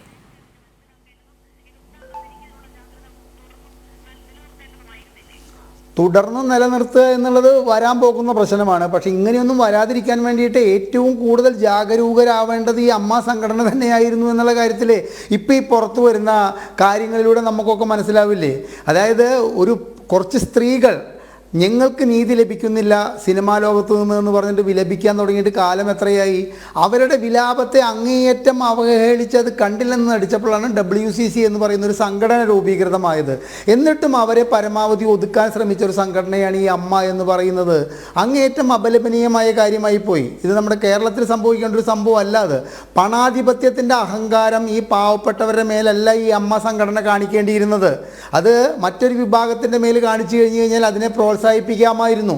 പക്ഷേ ഈ അശരണരായിട്ടുള്ള സ്ത്രീകൾക്ക് നേരെ ഇത്തരത്തിലുള്ള പലവിധ ചൂഷണങ്ങൾ നടക്കുന്ന സിനിമാ മേഖലയിൽ അതിനെതിരെ എന്താണ് ഈ അമ്മ സംഘടന ചെയ്തത്? അമ്മ സംഘടനയുടെ മീറ്റിങ്ങിലൊക്കെ ഇന്നസെൻ്റ് ആയാലും മോഹൻലാൽ ആയാലും പറയണതൊക്കെ ഞങ്ങൾ മാസം കൊടുക്കുന്ന എന്തോ ഇവരുടെ കൈനട്ട എന്തോ കൊടുത്തുകൊണ്ടിരിക്കുന്നുണ്ട്. അല്ലാണ്ട് ഈ അമ്മ സംഘടന ഇത്രയും കോടികൾ പ്രതിഫലം പറ്റുന്ന സിനിമാ നടന്മാരാലും കൈനീട്ടം സിനിമാ നടന്മാരാലും നടികളാലും നടത്തുന്ന ഈ അമ്മ എന്ന സംഘടന സാമൂഹ്യ പ്രതിബദ്ധതയ്ക്ക് വേണ്ടിയിട്ട് ഒരു ചേരി നിവാരണമോ ഒരു ചേരി പുനരുദ്ധാരണമോ നടത്തിയതായിട്ട് ഞാൻ അറിഞ്ഞിട്ടില്ല. ഒരു പക്ഷേ ഞാൻ അറിയാത്തതാണെങ്കിൽ ഇവിടെ അവരെ അനുകൂലിച്ച് സംസാരിക്കുന്നവർക്ക് പറയാം. ഒരു മെഡിക്കൽ ക്യാമ്പ് നടത്തിക്കൊണ്ട് ഒരു 100 പേർക്ക് കണ്ണോപ്പറേഷൻ നടത്താനോ ഒരു ഹൃദയ ശസ്ത്രക്രിയയ്ക്ക് വേണ്ടിയിട്ട് വർഷത്തിലൊരിക്കൽ ഇത്ര സഹായം നൽകാനോ ഇവർ നൽകുന്നതായിട്ട് ഞാൻ കണ്ടിട്ടില്ല. അപ്പോൾ പണാധിപത്യത്തിൻ്റെ മുകളിൽ ഞങ്ങൾ വലിയവരാണെന്ന് ഈ സമൂഹത്തെ ബോധ്യപ്പെടുത്താൻ വേണ്ടി ഇവർ കാണിക്കുന്ന വ്യഗ്രതയ്ക്കപ്പുറം ഈ അമ്മ എന്ന സംഘടന എന്ത് ചെയ്തു? ശ്രീ ബലദേവ്, ഞാനൊരു കാര്യം അങ്ങയോട് ചോദിക്കുകയാണ്. അങ്ങ് പ്രശസ്തനായ അഭിഭാഷകനാണ്, എൻ്റെ പ്രിയപ്പെട്ട സുഹൃത്താണ്. ഒരു വേശ്യയ്ക്ക് ഇവിടെ പരാതിപ്പെടാൻ അർഹതയില്ലേ സാർ? ഒരു വേശ്യയ്ക്ക് തനിക്ക് അയച്ച ഒന്നുമില്ലെങ്കിൽ ഞാൻ വേശ്യാവൃത്തിക്ക് പോയപ്പോൾ എനിക്ക് അവർ പണം തന്നില്ല എന്ന് പറയാനുള്ള അവകാശമില്ലേ? ഇപ്പോൾ ജയിലിൽ കൊലപാതക കേസിൽ 1-ാം പ്രതിയെ കോടതി ശിക്ഷിക്കുന്നു ജീവപര്യന്തത്തിന്. അവിടെ വെച്ച് അയാളെ കൊല്ലാൻ ശ്രമിക്കുന്ന മറ്റുള്ളവർക്കെതിരെ പരാതിപ്പെടാനായ ആ കൊലപാതകയ്ക്ക് അർഹതയുള്ള നിയമമുള്ളൊരു രാജ്യമല്ലേ നമ്മുടെ? അപ്പോൾ ഈ വേശ്യകൾക്ക് ഇത്തരത്തിൽ പരാതിപ്പെടാൻ, അവർ വേശ്യകളായിപ്പോയി എന്നുള്ളത് കൊണ്ട് അവർക്ക് പരാതിപ്പെടാൻ അർഹതയില്ല എന്ന് പറയരുത്. എന്ന് മാത്രമല്ല, നിങ്ങൾ ഇപ്പോൾ ഈ പറയുന്ന ന്യായം, നിങ്ങൾ ഇടതുപക്ഷത്തിൻ്റെ ഈ ന്യായമുണ്ടല്ലോ, എന്തായത് മുകേഷ് രാജിവെക്കേണ്ടതില്ല, കേവലം കുറ്റാരോപിതനാണ് മുകേഷ്, തെറ്റേ കോടതി ബോധ്യപ്പെട്ട് കോടതി ശിക്ഷിക്കട്ടെ. ഈ ആനുകൂല്യം നിങ്ങൾ 2015 ഒക്ടോബർ മാസത്തിൽ ഇപ്പോൾ നിങ്ങൾ മടിയിൽ വെച്ച്, ഇടതുപക്ഷത്തിൻ്റെ പ്രതിനിധി ആയതുകൊണ്ടാണ് നിങ്ങൾ എന്ന് പറയുന്നത്, ഇപ്പോൾ നിങ്ങൾ മടിയിൽ വെച്ച് താലോലിക്കുന്ന നമ്മുടെ ഗണേഷിന് 2015 ഒക്ടോബറിൽ എന്തുകൊണ്ട് കൊടുത്തില്ല? 2015 ഒക്ടോബറിൽ ഒരു സന്ധ്യയ്ക്ക് ഈ യാമിനി തങ്കച്ചി എന്ന് പറയുന്ന ഈ ഗണേഷിൻ്റെ ഭാര്യ ഉമ്മൻചാണ്ടിയുടെ മുറിയിലേക്ക് കടന്നു ചെല്ലുന്നു. അവർ അവിടെ നിന്ന് പുറത്തേക്ക് പോയി അരമണിക്കൂർ കഴിഞ്ഞപ്പോൾ ഈ ഗണേഷിനെ അകത്തേക്ക് വിളിക്കുന്നു. അവിടെ നിന്ന് രാജി എഴുതി മേടിച്ചൊരു മുഖ്യമന്ത്രിയുള്ള സംസ്ഥാനമാണ് കേരളം. രാജി വെച്ചിട്ടാണ് റൂമിൽ നിന്ന് പുറത്തേക്ക് വരുത്തിയത്. അന്ന് നിങ്ങൾ പാതിരാത്രി എന്തിനു വേണ്ടിയിട്ട് ഇയാളുടെ രാജിക്ക് വേണ്ടി 2015 ഒക്ടോബർ 14 പാതിരാത്രി എത്ര സ്ഥലത്ത് പന്തം കൊളുത്തി പ്രകടനം നടത്തി? സ്ത്രീലമ്പടനായ, ഇതിലത്തെ മുദ്രാവാക്യം എനിക്ക് നല്ല ഓർമ്മയുണ്ട്, സ്ത്രീലമ്പടനായ ഭാര്യയെ ക്രൂരമായി പീഡിപ്പിക്കുന്ന ഗണേഷ് രാജിവെക്കുക എന്ന് പറഞ്ഞിട്ട്. അപ്പോൾ അത് ഗണേഷ് കോടതി കുറ്റക്കാരനാണെന്ന് പറഞ്ഞിട്ടാണോ ഈ മുദ്രാവാക്യം വിളിച്ചിട്ട് അയാളുടെ രാജിക്ക് പ്രേരണ നൽകിക്കൊണ്ട് ഉമ്മൻചാണ്ടി എന്ന് പറയുന്ന സത്യസന്ധനായ ജനപ്രിയനായ മുഖ്യമന്ത്രിയെ രാജി എഴുതി മേടിച്ചത്? അപ്പോൾ ഈ ആനുകൂല്യം മുകേഷിന് വേണ്ട. മുകേഷിൻ്റെ ആരോപണം എത്ര വേണമെങ്കിലും വരട്ടെ, കോടതി പറഞ്ഞിട്ട് നമ്മുടെ കോടതിയുടെ നിലപാട് എന്നേക്കാൾ കൂടുതൽ അറിയുന്ന അങ്ങക്ക് അറിയില്ല. ഈ മുകേഷിനെതിരായിട്ടുള്ള കുറ്റം തെളിയിക്കാൻ ചുരുങ്ങിയത് 10 വർഷമാവില്ലേ? ആ 10 വർഷത്തേക്ക് അയാൾ കൊല്ലത്തുകാരുടെ MLA അല്ലാതായി മാറില്ലേ? അപ്പോൾ പിന്നെ ഇപ്പോൾ അദ്ദേഹം ഈ ജനപ്രതിനിധിയായിരിക്കുന്നത് നമ്മുടെ കേരള സമൂഹത്തിന് ഒരു മാതൃകയാണോ എന്ന് ചോദിച്ചതുകൊണ്ടാണ് ഈ മുകേഷിൻ്റെ രാജി ജനങ്ങൾ ആവശ്യപ്പെടുന്നത് എന്നുള്ള ബോധം നിങ്ങൾക്ക് ഉണ്ടാവണമെന്നാണ് എനിക്ക് പറയാനുള്ളത്. അമ്മ സംഘടന രോഹിണി വളരെയേറെ മാറേണ്ടതുണ്ട്. ഇത് കേവലം ഈ കൈനീട്ടം കൊടുക്കുന്ന ഒരു സംഘടനയായിട്ടും ഈ കൊല്ലത്തിലൊരിക്കലും അല്ലെങ്കിൽ അവർക്ക് വേണ്ടപ്പെട്ട നമ്മൾ പറയില്ലേ ആളുകൾക്ക് വേണ്ടിയിട്ടും സ്റ്റേജ് ഷോ നടത്തി കൊടുക്കുന്ന ഒരു സംഘടനയായിട്ടും അതപ്പതിക്കേണ്ട ഒന്നല്ല. ആ സംഘടനയ്ക്ക് കീഴിലുള്ള സ്ത്രീകളെ ചിറകിൽ ഒതുക്കിക്കൊണ്ട് അവരുടെ സംരക്ഷണം ഉറപ്പുവരുത്തുന്നവർ ചൂഷണം ചെയ്യാൻ വേണ്ടിയിട്ട് തയ്യാറായിട്ട് ഇറങ്ങിത്തിരിച്ചിട്ടുണ്ടെങ്കിൽ അത് മാറേണ്ടത് ഈ കാലഘട്ടത്തിൻ്റെ ആവശ്യമാണ്. അതിനി ഒട്ടും വൈകിപ്പിക്കരുത് എന്നാണ് ഞങ്ങളെപ്പോലുള്ള സാമൂഹ്യ നിരീക്ഷകർക്ക് പറയാനുള്ളത്. അതെ, ശ്രീ ബൽദേവ് സച്ചിദാനന്ദൻ, ഇത്രയധികം വിവാദങ്ങളുടെ പശ്ചാത്തലത്തിൽ പോലും സിനിമാ കോൺക്ലേവ് നടത്തും എന്നുള്ള തീരുമാനത്തിലായിരുന്നു സർക്കാർ. നയരൂപീകരണ സമിതി അംഗമാണ് മുകേഷ്. ഏതു രീതിയിലുള്ള സിനിമാ നയരൂപീകരണമാണ് മുകേഷിൽ നിന്ന് പ്രതീക്ഷിക്കുന്നത്? സർക്കാരിന്റെ പ്രതിച്ഛായയിലെങ്കിലും അല്പം വിശ്വാസം വേണ്ടേ? ഞാൻ അതിലേക്ക് വരാം. അപ്പം രോഹിണി ദയവേദന്റെ ഇന്റർഫിയർ ചെയ്തു. ശ്രീ നരസിംഹം, ഞാൻ പറഞ്ഞതിന്റെ ആ രീതിയിൽ മനസ്സിലാക്കാതെയാണ് മറുപടി പറഞ്ഞത്. ഇവിടെ ഒരു 10ഓളം പെൺകുട്ടികൾ വന്ന് പരാതി പറഞ്ഞിട്ടുണ്ട്. അപ്പൊ ഇവര് പരാതി പറയുമ്പോൾ ആ പറയുന്ന ആളിന്റെ മോറൽ സൈഡ് കറക്റ്റ് ആണോ? അത് മാത്രമല്ല, ഇത് ഏത് അർത്ഥത്തിലാണ് പറയുന്നത്? ഇത് തീർച്ചയായിട്ടും നിങ്ങളല്ല നോക്കേണ്ടത്. ഇത് ചർച്ച ചെയ്യുന്ന മാധ്യമങ്ങളും വിശകലനം ചെയ്യുന്ന ചാനലുകളും അത് പഠിച്ചു വേണം ചെയ്യാൻ. ഞാൻ ആരുടെ പേരൊന്നും ഇവിടെ പറഞ്ഞിട്ടില്ല. അതിന് വേറെ വാക്കുകൾ, അതിനേക്കാൾ നികൃഷ്ടമായ വാക്കുകൾ ഒരു നടന്റെ കാര്യം പറഞ്ഞ് എം കെ ഹരിദാസ് പറഞ്ഞിട്ട് പെൺകുട്ടിയെ ബലാത്സംഗം ചെയ്തെന്ന് കൂടി കിടക്കുന്ന കാര്യം, അതിനേക്കാൾ നികൃഷ്ടം. ഞാൻ ഇംഗ്ലീഷ് ഒരു വാക്കാണ് ഉപയോഗിച്ചത്. പിന്നെ രണ്ടാമതായിട്ട് യുവരാജ് മോഹൻ വളരെ വ്യക്തമായിട്ട് അദ്ദേഹം ഈ കാര്യങ്ങൾ വിശകലനം ചെയ്തുകൊണ്ട് പറഞ്ഞു. എനിക്ക് ഏറ്റവും ഇഷ്ടപ്പെട്ടത് സജി നന്ദിയായിട്ട് പറഞ്ഞൊരു കാര്യം, ഈ റിപ്പോർട്ട് അപൂർണമാണ്. സർക്കാർ ഹേമ കമ്മിറ്റി റിപ്പോർട്ട് നിയോഗിച്ചത് സിനിമാ മേഖലയിലെ അപജയങ്ങളും ചൂഷണങ്ങളും എല്ലാം പഠിച്ച് റിപ്പോർട്ട് ചെയ്യാനാണ്. അല്ലാതെ പെൺകുട്ടികൾക്കെതിരെയുള്ള സെക്സ്വൽ ഹറാസ്മെന്റോ അവർ നേരിടുന്ന വെല്ലുവിളികളോ മാത്രമല്ല. ഇവിടെ ശ്രീ മിത്ര പറഞ്ഞതുപോലെ പുരുഷന്മാരും ഹറാസ്മെന്റ് നേരിടുന്നുണ്ട്. ഇതിനെക്കുറിച്ച് എന്തെങ്കിലും പറയുന്നു? ഞാൻ തുടക്കത്തിലെ പറഞ്ഞല്ലോ, പെൺകുട്ടികൾ പരാതി പറഞ്ഞു. ആ പരാതി പറഞ്ഞപ്പോൾ ആ നടന്മാരെ വിളിച്ച് ഹേമ കമ്മിറ്റി ചോദിച്ചു. നാച്ചുറൽ ജസ്റ്റിസ് പോലും ഡിനൈ ചെയ്തുകൊണ്ടാണ് റിപ്പോർട്ട് വന്നിരിക്കുന്നത്. പിന്നെ നിയമസാധ്യത കോടതി നിൽക്കുന്ന നിലയിലേക്ക് ഞാൻ പോകുന്നതിന് വേണമെങ്കിൽ നമുക്ക് നിയമപരമായ കാര്യങ്ങൾ പിന്നീട് ചർച്ച ചെയ്യാം. പിന്നെ ശ്രീമതി മിത്ര പറഞ്ഞ ചില കാര്യങ്ങൾ, ഇവിടെ വന്നിരുന്ന് ഈ പറയുന്ന കാര്യങ്ങൾ നിങ്ങൾ പലപ്പോഴും ആലോചിച്ചിട്ടുണ്ടോ? ആ മിത്ര പറഞ്ഞ പോലെ തന്നെ ഇവർക്ക് കുടുംബങ്ങളുണ്ട്. കൊച്ചു കൊച്ചു കാര്യങ്ങൾ എടുത്തുകൊണ്ട് അതിന്റെ യാഥാർത്ഥ്യം അറിയാതെ നിങ്ങൾ ചർച്ച ചെയ്യുന്നു. ഇവരുടെയെല്ലാം കുടുംബങ്ങളിലുണ്ടായിരിക്കുന്ന പ്രശ്നങ്ങളുടെ ചെറുതാണോ? ആ പ്രശ്നങ്ങളെ കുറിച്ച് പഠിക്കാതെ നിങ്ങൾക്ക് റേറ്റിംഗ് കിട്ടാൻ വേണ്ടി, നിങ്ങൾ മാത്രമല്ല പല ചാനലും നമ്മൾ ചർച്ചയിൽ പങ്കെടുക്കുന്നു. ഈ ചാനലുകളെല്ലാം 8-10 പേരെ പിടിച്ചിരുത്തി സെക്സ്വൽ ഹറാസ്മെന്റ് മാത്രം ചർച്ച. അതാണ് ഞാൻ പറഞ്ഞത്. നിങ്ങൾ റിപ്പോർട്ട് വായിച്ചിട്ടേ ഉള്ളൂ, റിപ്പോർട്ട് പഠിച്ചിട്ടില്ല. ആ റിപ്പോർട്ട് പഠിക്കണം, എല്ലാ കാര്യങ്ങളും ചർച്ച ചെയ്യണം, സത്യസന്ധമായി കാര്യങ്ങൾ വിലയിരുത്തണം. അതാണ് ഞാൻ തുടക്കത്തിലെ പറഞ്ഞത്. അതാണ് നരസിംഹ തെറ്റിദ്ധരിച്ച് മറ്റൊരു ഇതിലേക്ക് പറഞ്ഞത്. കാര്യങ്ങൾ ചർച്ച ചെയ്യുമ്പോൾ അത് ചർച്ച ചെയ്ത് പിന്നെ ഒരു കാര്യം ഞാൻ ചോദിച്ചോട്ടെ, ഈ ഇതിലത്തെ ഒരു അംഗമായിരുന്നല്ലോ നമ്മുടെ വളരെ ബഹുമാന്യ നടി ശാരദ. 1970-കളിൽ കേരളത്തിൽ തിളങ്ങിയുന്ന ഒരു നടിയാണ്. അവര് പറഞ്ഞ എന്താ, അവരുടെ കാലം മുതൽ ഈ ചൂഷണങ്ങളുണ്ട്.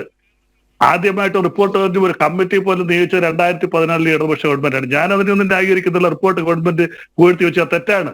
2019 റിപ്പോർട്ട് വന്നപ്പോൾ ആ റിപ്പോർട്ട് പുറത്തുവിടണമായിരുന്നു.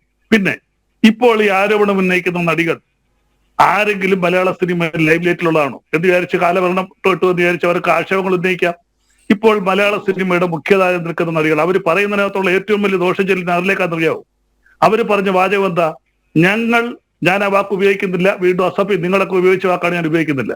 ഇവർക്ക് വിധേയരാകാതിരുന്നുകൊണ്ട് ഞങ്ങൾ അവസരം നിശ്ചയിച്ച് പുറത്തുപോയി എന്ന് പറയുമ്പോൾ ഇപ്പോൾ മുഖ്യധാരയിൽ നിൽക്കുന്ന സിനിമാ നടികളും ഇവിടെ ഇരിക്കുന്ന പ്രവർത്തകർ ഉൾപ്പെടെ വനിതകളെല്ലാം ഇതിന് വിധേയരാകുന്നല്ലേ എന്റെ അർത്ഥം? അങ്ങനെ നിങ്ങൾ ചിന്തിക്കുന്നുണ്ടോ? ഈ നടികളെല്ലാവരും അവർ പറയുന്നു ഞങ്ങൾ ഔട്ടായി, ഞങ്ങൾ ഇതിന് വിധേയരായില്ല എന്ന് പറയുന്നു. അപ്പോൾ അതിന്റെ അർത്ഥം എന്താ? ഇപ്പോൾ നിൽക്കുന്ന നമ്മുടെ മുഖ്യധാരയിൽ നമ്മളൊക്കെ ബഹുമാനിക്കുന്ന സിനിമാ നടികളായാലും സംവിധായകരായാലും മേക്കപ്പ് ആർട്ടിസ്റ്റുകളായാലും ആരൊക്കെ വനിതകൾ ഇവിടെ നിൽക്കുന്നു, അവരൊക്കെ ഈ പുരുഷന്മാരുടെ ഇംഗിതത്തിന് വഴങ്ങി നിൽക്കുന്നുണ്ട്. നെഗറ്റീവ് അർത്ഥം അതിനില്ലേ? അതിന്റെ അർത്ഥം എന്താ? ഇന്ന് സമൂഹം ഞാൻ തുടക്കത്തിൽ പറഞ്ഞതുപോലെ ഈ സ്ത്രീകളെ മൊത്തത്തിൽ ആ തെറ്റായ രീതിയിൽ കാണുന്നു. പുരുഷന്മാരുടെ മൊത്തത്തിൽ അവരെല്ലാം കുഴപ്പക്കാരായിട്ട് കാണുന്നു. അങ്ങനെയാണോ ഇതിന്റെ യാഥാർത്ഥ്യം? ഇതൊക്കെ ചർച്ച ചെയ്യണ്ടേ? ശ്രീ എം കെ ഹരിദാസ് പറഞ്ഞു ഞാൻ അമ്മയ്ക്ക് വേണ്ടി സംസാരിക്കുന്ന ആളൊന്നുമല്ല. സിനിമയിലെ സൂപ്പർ സ്റ്റാർ ഉൾപ്പെടെ 1-2 സുഹൃത്തുക്കൾ എന്റെ അടുത്ത സുഹൃത്തുക്കളാണ്. ഞങ്ങൾ ഒരുമിച്ച് പലപ്പോഴും സഹകരിക്കാറ്. ഞാൻ അമ്മയുടെ ആൾക്കാരൊന്നുമല്ല. ഞാൻ നാടകത്തിലൊക്കെ അഭിനയിച്ചിട്ടുണ്ട്, സിനിമയിൽ അഭിനയിച്ചിട്ടില്ല. അമ്മയെ ന്യായീകരിക്കേണ്ട ആവശ്യം എനിക്കില്ല. പക്ഷേ ഇല്ല, ഞാൻ സർക്കാരിന് വേണ്ടി സംസാരിക്കാനല്ല. ഇല്ല എം കെ, ഞാൻ സർക്കാരിന് വേണ്ടി ഞാൻ ഇടതുപക്ഷക്കാരനാണ്. ഇല്ല, ഞാൻ ഇടതുപക്ഷക്കാരനാണ്. പക്ഷെ ഞാൻ ഈ കാര്യത്തിൽ ഞാൻ പറഞ്ഞല്ലോ 2019 വന്ന റിപ്പോർട്ട് ഇത് പുറത്ത് വിടാഞ്ഞത് കുഴപ്പമില്ല. എനിക്ക് പറയുന്നതിനകത്ത് എനിക്ക് സന്തോഷമുള്ളൂ. ഞാൻ 2019 വന്ന ഈ റിപ്പോർട്ട് പുറത്ത് വിടാനും തെറ്റ് തന്നെയാണ്. കാര്യം ഈ ഗവൺമെന്റ് ഈ റിപ്പോർട്ട് കൊണ്ടുവരാൻ പറഞ്ഞു. പിന്നെ നിങ്ങൾ നിയമപരമായ കാര്യം ഞാൻ പറയാം. ഇപ്പൊ പശ്ചിമബംഗാളിൽ ഒരു നടി ഒരു ആരോപണം കൊണ്ടുവന്നത് 2009 നടന്നൊരു ആരോപണമാണ്. 2024 ഈ കേസ് ഉന്നയിക്കുന്നത്. ഞാൻ തുടക്കത്തിൽ ഒന്നുകൂടെ പറയാം. തനുശ്രീ ദത്ത വേഴ്സസ് നാനാ പടേക്കർ മുംബൈ ഹൈക്കോടതി ആ കേസെടുത്ത് പുറത്തു കളഞ്ഞ കാര്യം എന്താ? ഒന്ന്, 354 കേസ് നിൽക്കണമെന്നുണ്ടെങ്കിൽ 3 വർഷത്തിന് അന്യായം ഫയൽ ചെയ്യണം. 3 വർഷം കഴിഞ്ഞ് ഫയൽ ചെയ്താൽ ആ കേസിന് പ്രോപ്പർ എക്സ്പ്ലനേഷൻ കൊടുക്കണം. That should be satisfactory. അത് ഹൈക്കോടതി പറഞ്ഞു. പക്ഷേ ബംഗാളി നടി ശ്രീലേഖ മിത്രയുടെ തുറന്നു പറച്ചിലാണ് മനസ്സിലാക്കേണ്ടത്. അതായത് അവർ ഇത്രയും നാൾ പുറത്തു പറഞ്ഞില്ല എന്നുള്ള വസ്തു തന്നെ. പക്ഷേ അവർ ആ സന്ദർഭത്തിൽ അവിടെ ഉണ്ടായിരുന്ന മറ്റൊരു സംവിധായകനോടും അദ്ദേഹം മറ്റൊരാളോടും ഇത് കൃത്യമായി കൺവേ ചെയ്തിരുന്നു. അവർക്ക് സാഹചര്യം അറിയാമായിരുന്നു. അവർ പിന്നീട് ഇതൊന്നും പറഞ്ഞില്ല. മാത്രമല്ല, ഈ ഹേമ കമ്മിറ്റി റിപ്പോർട്ട് വന്നതിന് ശേഷം അവർ ഈ തുറന്നു നടത്തിയതിനു ശേഷവും അവർ പറഞ്ഞത് ഈ ചെയർമാൻ, അക്കാദമി ചെയർമാൻ സ്ഥാനം രഞ്ജിത്ത് രാജിവെച്ചതിൽ സന്തോഷമോ സങ്കടമോ ഇല്ല എന്നുള്ള കാര്യമാണ് പറഞ്ഞത്. അവരിതൊന്നും ഒരാളെ പ്രതിക്കൂട്ടിലാക്കണം, ഇത്രയും വർഷം കഴിഞ്ഞ് പ്രതിക്കൂട്ടിലാക്കാം എന്നൊന്നും മുൻവിധിയോടുകൂടി വന്നതല്ല. പകരം ഈ ഒരു പ്രത്യേക സാഹചര്യത്തിൽ അവർക്കത് പറയണമെന്ന് തോന്നിയത്. അതല്ലാതെ ഇവിടെ ഇത്രയും വർഷം എവിടെയായിരുന്നു എന്നാണ് ഇപ്പോൾ പലരും ഉന്നയിക്കുന്ന ചോദ്യം. ധൈര്യമില്ലായിരിക്കാം. അതുകൊണ്ടാണ്. കാരണം ഈ അടിച്ചമർത്തപ്പെടുന്ന, ഒരുപക്ഷെ നേരത്തെ സിദ്ദിഖിനെതിരെ ആരോപണം ഉന്നയിച്ചത് പ്രായപൂർത്തിയാകാത്ത കുട്ടിയായിരുന്നു അന്ന്. ആ കുട്ടിക്ക് പൊതുസമൂഹത്തിൽ മുൻപ് വന്ന് പറയാനുള്ള ധൈര്യം ഉണ്ടായില്ല.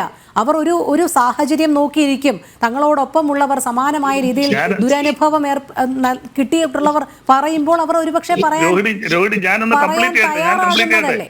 ഞാൻ തുടക്കത്തിലേ പറഞ്ഞു എന്റെ ഞാൻ എപ്പോഴും പറഞ്ഞു 2009 നടന്ന കാര്യം എന്തുകൊണ്ട് 24 പറഞ്ഞു?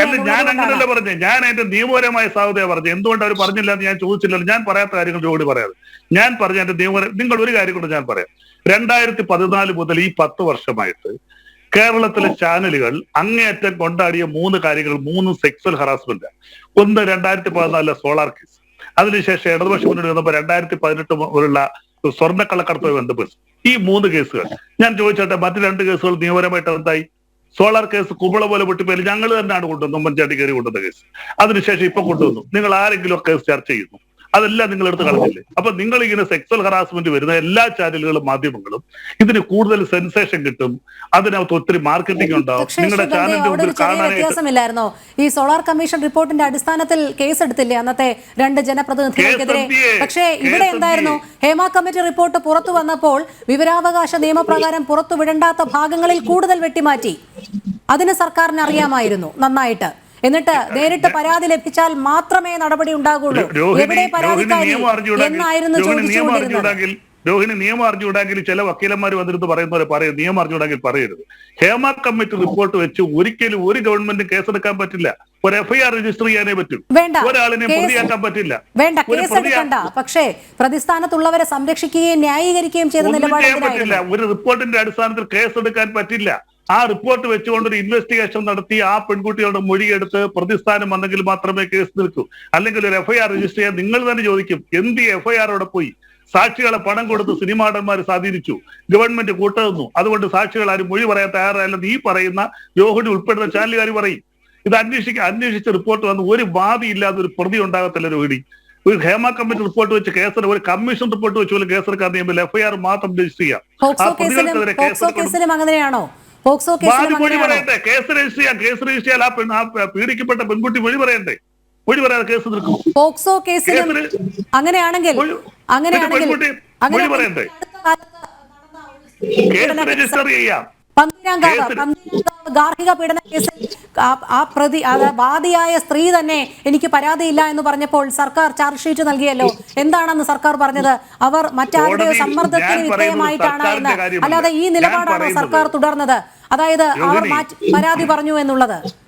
രോഹിണി, ഞാൻ പറയുന്നത് സർക്കാർ പറയുന്ന നിയമപരമായ കാര്യങ്ങളാണ്. പോക്സോ കേസിൽ അമ്മയുടെ മൊഴി വെച്ചുകൊണ്ട് പോലീസിന് കേസെടുക്കാം. പക്ഷെ രണ്ടാമത് ചെയ്യുന്നത് രോഹിണിക്ക് അറിയാവും. ആ പെൺകൊച്ചിനെ കോടതിയിൽ വിളിച്ച് ഇൻ ക്യാമറ പ്രൊസീഡിങ്സ് എന്ന് പറയും. ജഡ്ജി ആ പെൺകുട്ടിയുടെ മൊഴിയെടുക്കും. അങ്കിലെ കേസ് നിൽക്കൂ. കൊലപാതക കേസ് ഒഴിച്ച് ബാക്കി എല്ലാത്തിനും ഇല്ലയോ എന്നുള്ളതൊക്കെ പിന്നത്തെ കാര്യമല്ലേ? അതാണ് ഞാൻ പറഞ്ഞത്. അങ്ങനെ ഒരു കേസ് രജിസ്റ്റർ ചെയ്യാൻ നിങ്ങൾ തന്നെ ഉത്തരവാദിത്വം പൂർത്തീകരിക്കേണ്ടതില്ലേ? ഇല്ല, അങ്ങനെ ഒരു കേസ് രജിസ്റ്റർ ചെയ്യാൻ നിങ്ങൾ തന്നെ പറയും ആ കേസ് ഗവൺമെന്റും സിനിമാ നടന്മാരും മറ്റുള്ളവരും ചേർന്ന് പണം കൊടുത്ത് അട്ടിമറിച്ചു എന്ന് പറയും. കാര്യം എഫ്ഐആർ ഇടാൻ പറ്റും. 6 മാസം ചാർജ് കൊടുത്തില്ലെങ്കിൽ RC റബ്ബർ ചാർജ് കൊടുക്കേണ്ടി വരും. ഇവരാരും മൊഴി കൊടുക്കാൻ. അങ്ങനെയാണെങ്കിൽ ഞാൻ ഒരു കാര്യം കൂടി ചോദിച്ചോട്ടെ. താങ്കൾ സോളാർ കമ്മീഷന്റെ കാര്യം പറഞ്ഞല്ലോ, മാധ്യമങ്ങൾ നല്ലതുപോലെ കൊണ്ടാടിയെന്ന്. അന്ന് ഉമ്മൻചാണ്ടിയുടെ രാജിയായിരുന്നല്ലോ ഏറ്റവും കൂടുതൽ ആവശ്യപ്പെട്ടത്. അതേ നിലയിലല്ലേ ഇപ്പോൾ മുകേഷിന്റെ സ്ഥാനം? ഒരു ജനപ്രതിനിധിയല്ലേ? എന്തുകൊണ്ട് സർക്കാർ ആ സ്ഥാനത്ത് നിന്ന് മാറി നിന്ന് അന്വേഷണം നേരിടണമെന്ന് പറയുന്നില്ല? ഉമ്മൻചാണ്ടി രാജിവെച്ചില്ലല്ലോ മുഖ്യമന്ത്രി സാർ. രാജിവെച്ചോ ഇല്ലയോ എന്നുള്ളതല്ല, രാജിവെക്കണം എന്നുള്ളതായിരുന്നില്ലേ ആവശ്യം? അന്ന് തിരുവനന്തപുരത്ത് നടന്ന 24 മണിക്കൂർ സമരമൊക്കെ ഓർമ്മയുണ്ടായിരിക്കുമല്ലോ. ഉണ്ടല്ലോ, ഞങ്ങൾക്കൊക്കെ അറിയാവുന്ന. ഇതിനകത്തെ മുകേഷിനെതിരെ ഒരു ആരോപണം വന്നിട്ടേ ഉള്ളൂ, എന്തെങ്കിലും സബ്സ്റ്റാൻഷിയേറ്റ് ചെയ്യുന്ന എവിഡൻസുകൾ വന്നു. നാളെ ഒരു പെൺകുട്ടി എനിക്കെതിരെ ഒരു ആരോപണം പറയുകയാണെങ്കിൽ ഞാൻ എന്റെ വക്കീൽ പണി അങ്ങ് നിർത്തണമെന്നാണ്, എന്റെ രാഷ്ട്രീയ പ്രവർത്തനം നിർത്തണമെന്നാണ്. അപ്പോൾ തീർച്ചയായിട്ടും അതിനകത്ത് അന്വേഷണം വരണം. ഞാൻ അവര് തെളിവുകൾ വരട്ടെ, അന്വേഷിക്കട്ടെ. എവിഡൻസ് വന്നു കഴിഞ്ഞാൽ ഒരു നിമിഷം പോലെ എം എൽ എ ജയിലിൽ പോകും. ശിക്ഷിച്ചു കഴിഞ്ഞാൽ എം എൽ എ ജയിലിൽ പോകും. നമുക്കറിയാമല്ലോ, രാഹുൽ ഗാന്ധിക്ക് പ്രശ്നം വന്ന് കേസായില്ലേ, ശിക്ഷിച്ചില്ലേ കോടതി. കേസ് വരട്ടെ, കേസ് വന്ന് അന്വേഷിക്കണം. ഒരു ആരോപണത്തിന്റെ മാത്രം ഉന്നയിച്ചുകൊണ്ട് ഒരാൾ എം.എൽ.എ. സ്ഥാനം രാജിവെക്കണം, മന്ത്രിസ്ഥാനം ഇടതുപക്ഷത്തിലെ രാജിവെക്കണം. CPI നേതാവ് ആനി രാജ എന്ന് പറഞ്ഞിട്ടുണ്ട് MLA സ്ഥാനത്ത് നിന്ന് മാറി നിന്നുകൊണ്ട് തന്നെ അന്വേഷണം നേരിടണമെന്ന്. ഇന്ന് കൊല്ലത്ത് ചേർന്ന CPM ജില്ലാ കമ്മിറ്റി യോഗത്തിലും അതിരൂക്ഷമായ വിമർശനം തന്നെയാണ് മുകേഷിനെതിരെ ഉണ്ടായിരിക്കുന്നത്. ഞങ്ങളുടെ LDF കമ്മിറ്റിയിൽ വിമർശനം ഉണ്ടായി, ഞങ്ങളൊക്കെ വിമർശിച്ച കൂട്ടത്തിലാണ്. അതൊന്നും പുറത്തു പറയാൻ പറ്റുന്നില്ലല്ലോ. ശരി ശരി, ഞങ്ങളുടെ കമ്മിറ്റികളിൽ വിമർശനം ഉണ്ടാവും. ശ്രീ യുവരാജ് ഗോകുൽ, ഇവിടെ അഗ്നിശുദ്ധി വരുത്തേണ്ടത് ആരുടെ ഉത്തരവാദിത്തമാണ്? ആരോപണ വിധേയരോ അതോ ആരോപണം ഉന്നയിക്കുന്നവരോ? തീർച്ചയായിട്ടും ആരോപണ വിധേയരുടെ ഉത്തരവാദിത്വമാണ് അഗ്നിശുദ്ധി വരുത്തുക എന്നുള്ള കാര്യം. എന്താണെന്ന് വെച്ച് കഴിഞ്ഞാൽ ഇവിടെ ആരോപണം ഉന്നയിച്ചിരിക്കുന്നത് സ്ത്രീകളാണ്. സ്ത്രീകൾ ഇനിയിപ്പോൾ അവരുടെ ഹിസ്റ്ററി നമ്മൾ എടുക്കുമ്പോൾ തന്നെ എന്തൊക്കെ മോശമെന്ന് പറഞ്ഞിരുന്നാലും ശരി തന്നെയാണ്. അവരൊരു വിഷയം ഉന്നയിച്ചു കഴിഞ്ഞാൽ ആ വിഷയത്തിൽ ആരോപണ വിധേയരായിട്ടുള്ളവർക്ക് അതിൽ നിന്ന് അവരുടെ നിരപരാധിത്വം തെളിയിക്കേണ്ടതായിട്ടുള്ള ഉത്തരവാദിത്വമുണ്ട്. അതുകൊണ്ട് തന്നെ തീർച്ചയായിട്ടും ആരോപണം ഉന്നയിക്കുന്നവരും അത്തരത്തിലുള്ള ഉത്തരവാദിത്വങ്ങൾ ഏറ്റെടുത്തുകൊണ്ട് വേണം അത് ചെയ്യാൻ വേണ്ടിയിട്ട്. ഒന്ന്. രണ്ടാമത്തെ ഒരു വിഷയം എന്ന് പറഞ്ഞു കഴിഞ്ഞാൽ നമ്മൾ എന്താണ് ചർച്ച ചെയ്യുന്നത് എന്നുള്ളതിനെ കുറിച്ചിട്ട് നമുക്കൊരു കൃത്യമായൊരു ധാരണയോടുകൂടി ചർച്ച മുമ്പോട്ട് പോകുന്നതായിരിക്കും നല്ലത്. നമ്മൾ ഈ എലിയെ പേടിച്ച് ഇല്ലം ചുടുക എന്നൊക്കെ പറയുന്നത് പോലെ തന്നെ ഇവിടെ ഒരു പ്രശ്നമുണ്ട്. ആ പ്രശ്നത്തിനെയാണ് പരിഹരിക്കേണ്ടത്. അതിന് പകരം ഇപ്പോൾ ഇൻഡസ്ട്രിയെ ഒരു വ്യവസായമാണ്. ആയിരക്കണക്കിനല്ല, പതിനായിരക്കണക്കിനല്ല, ലക്ഷക്കണക്കിന് ആൾക്കാർ ജോലി ചെയ്യുന്ന ഒരു ഇൻഡസ്ട്രിയാണത്. ആ ഇൻഡസ്ട്രിയെ പരിപൂർണമായും തകർക്കുന്ന തലത്തിലേക്ക് ചർച്ചകൾ കൊണ്ടുപോകുന്നത് ശരിയാണ് എന്ന് വ്യക്തിപരമായിട്ട് എനിക്കൊരു വിശ്വാസവും അതിനകത്തില്ല. ഒന്ന്. രണ്ട്, ഇപ്പോൾ നമ്മളൊരു വിഷയം ചർച്ച ചെയ്യുമ്പോൾ തന്നെയും അതിൻ്റെ മെറിറ്റിലെ ചർച്ചയാണ്. ഇപ്പോൾ അമ്മ എന്ന് പറയുന്ന സംഘടന അവരാർക്കെങ്കിലും എന്തെങ്കിലും ഉപകാരം ചെയ്തിട്ടുണ്ടോ എന്നൊക്കെ ശ്രീ MK ഹരിദാസിനെ പോലുള്ള വളരെ പ്രഗത്ഭരായ ആൾക്കാർ ചോദിക്കുന്നുണ്ട്. പക്ഷേ അദ്ദേഹം തന്നെ പറയുന്നുണ്ട് ചിലപ്പോൾ ചെയ്തിട്ടുണ്ട്, എനിക്കറിയില്ലായിരുന്നു എന്ന് അദ്ദേഹം തന്നെ പറയുന്നുണ്ട്. അവരൊരുപാട് ചാരിറ്റികൾ ചെയ്തിട്ടുണ്ട്. 100ഓളം പേർക്ക് വീട് വെച്ച് കൊടുത്തിട്ടുണ്ട്. കോവിഡ് കാലത്ത് നടത്തിയ ഇടപെടലുകളിൽ ഇതൊക്കെ തന്നെ നടന്നിട്ടുണ്ട്. പക്ഷേ ഈ അമ്മ എന്ന് പറയുന്ന സംഘടന, ഞാൻ മുകേഷിലേക്കാണ് വരുന്നത്. ഈ അമ്മ എന്ന് പറയുന്ന സംഘടന ഞാൻ നേരത്തെ പറഞ്ഞതുപോലെ തന്നെ ഒരു നടനെ സംബന്ധിച്ചിടത്തോളം അതിനകത്ത് മെമ്പർഷിപ്പ് കിട്ടുക എന്ന് പറയുന്നത് അവരുടെ ഒരു സ്റ്റാറ്റസ് ആയിട്ട് പലരും കാണുന്നുണ്ട്. അപ്പോൾ അതിനകത്ത് മെമ്പർഷിപ്പ് കിട്ടാൻ വേണ്ടിയിട്ട് അത്രയധികം അവർ പരിശ്രമിക്കുന്നുണ്ട്. അപ്പോൾ അതിനകത്ത് മെമ്പർഷിപ്പ് നേടിയെടുക്കണമെന്നുണ്ടെങ്കിൽ തനിക്ക് വഴങ്ങിത്തരണം എന്നൊക്കെ ഒരാൾ ആവശ്യപ്പെട്ടിട്ടുണ്ട് എന്നുണ്ടെങ്കിൽ ആ വ്യക്തിക്ക് ഒരു തരത്തിലും ഒരു ജനപ്രതിനിധിയായിട്ടിരിക്കുവാൻ വേണ്ടിയിട്ടുള്ള യോഗ്യത ഇല്ല എന്നാണ് ഞാൻ വിശ്വസിക്കുന്നത്. അദ്ദേഹത്തിന് സിനിമയിൽ അഭിനയിക്കാമായിരിക്കും, അതൊക്കെ അവിടെ നടക്കുന്ന വിഷയമാണ്, അദ്ദേഹത്തിൻ്റെ തൊഴിലുമായി ബന്ധപ്പെട്ടിട്ടുള്ള വിഷയമാണ്. പക്ഷേ അങ്ങനെയുള്ള ഒരാൾ സിനിമയുടെ നയരൂപീകരണ സമിതിയിൽ ഇരിക്കുന്നതോ അദ്ദേഹം ഒരു ജനപ്രതിനിധിയായിട്ടിരിക്കുന്നതോ ഒരിക്കലും നമുക്ക് അംഗീകരിച്ച് കൊടുക്കാൻ കഴിയുന്ന കാര്യമല്ല. പക്ഷേ അതിൻ്റെ പേരിൽ എല്ലാവരെയും കൂട്ടത്തോടു കൂടി നമ്മൾ ക്രൂശിക്കുന്നത് ശരിയായിട്ടുള്ള കാര്യമാണെന്ന് എനിക്ക് തോന്നുന്നില്ല. ഇപ്പോൾ ഉദാഹരണം പറഞ്ഞു കഴിഞ്ഞാൽ അമ്മയുടെ ഇപ്പോൾ അദ്ദേഹം ശ്രീ ഹരിദാസ് ജി ഇവിടെ പറഞ്ഞു അമ്മ ഷോ നടത്തുന്നതാണ്. ഈ അമ്മ ഷോ നമ്മൾ ഇതിനെയൊക്കെ കുറ്റം പറയുന്നതുകൊണ്ട് കാര്യമുണ്ട്. കാര്യം വെച്ച് കഴിഞ്ഞാൽ കേരളത്തിലൊരു പ്രളയം വരുമ്പോൾ, കേരളത്തിലിപ്പോൾ വയനാടുമായി ബന്ധപ്പെട്ടിട്ടൊരു വിഷയം നടക്കുമ്പോൾ, കേരളത്തിൽ പല വിഷയങ്ങളും നടക്കുന്ന സമയത്ത് ഇവർ ഷോ നടത്തി എത്രയോ കോടി രൂപ റേസ് ചെയ്ത് ഗവൺമെൻറ്റിന് കൊടുത്തിട്ടുണ്ട്. ആ പൈസ ഗവൺമെൻറ് പാവങ്ങൾക്ക് വേണ്ടിയിട്ട് ഉപയോഗിച്ചിട്ടുണ്ട്. ഈ ഷോകളുടെ എല്ലാത്തിൻ്റെയും മുമ്പിൽ നിന്നിരിക്കുന്നത്, ഞാൻ ഈ പല ഷോകളും കാണുമ്പോൾ ഒരു 50% ആ ഷോ കൊണ്ടുപോകുന്നത് മോഹൻലാലും മമ്മൂട്ടിയും, പ്രത്യേകിച്ച് പർട്ടിക്കുലർലി മോഹൻലാൽ, അദ്ദേഹത്തിൻ്റെ പാട്ട്, അദ്ദേഹത്തിൻ്റെ ഡാൻസ്, ഇങ്ങനെയാണ് അവർ കൊണ്ടുപോയിക്കൊണ്ടിരിക്കുന്നത്. അതിൽ നിന്ന് അവർ റേസ് ചെയ്യുന്ന പൈസ എടുത്ത് ഈ പാവങ്ങൾക്ക് കൊടുക്കുന്നുണ്ട്. അപ്പോൾ അവിടെ മാത്രമല്ല സംഭവിച്ചിരിക്കുന്നത്, 100ഓളം വീട് അവർ വെച്ച് കൊടുത്തിട്ടുണ്ട്. ഇപ്പോൾ ഇതെല്ലാം നമുക്കിതിനെ മൊത്തത്തിൽ നമുക്ക് അടച്ചാക്ഷേപിക്കുന്നത് കൊണ്ട് മാത്രം കാര്യമില്ല. പക്ഷേ ഞാൻ നേരത്തെ പറഞ്ഞതുപോലെ തന്നെ ഇപ്പോൾ ശ്രീ ബൽദേവ് സച്ചിദാനന്ദൻ ഈ പറയുന്ന സ്ത്രീകളുടെ വിഷയത്തിലേക്ക് ചുരുക്കിയിട്ട് കാര്യമില്ല എന്ന് പറയുമ്പോൾ എനിക്ക് തിരിച്ചു പറയാനുള്ളത് അതാണ് ഇവിടുത്തെ വിഷയം. സ്ത്രീകൾക്ക് നേരെ നടന്നിരിക്കുന്ന അതിക്രമങ്ങൾ തന്നെയാണ് ഇവിടുത്തെ വിഷയം.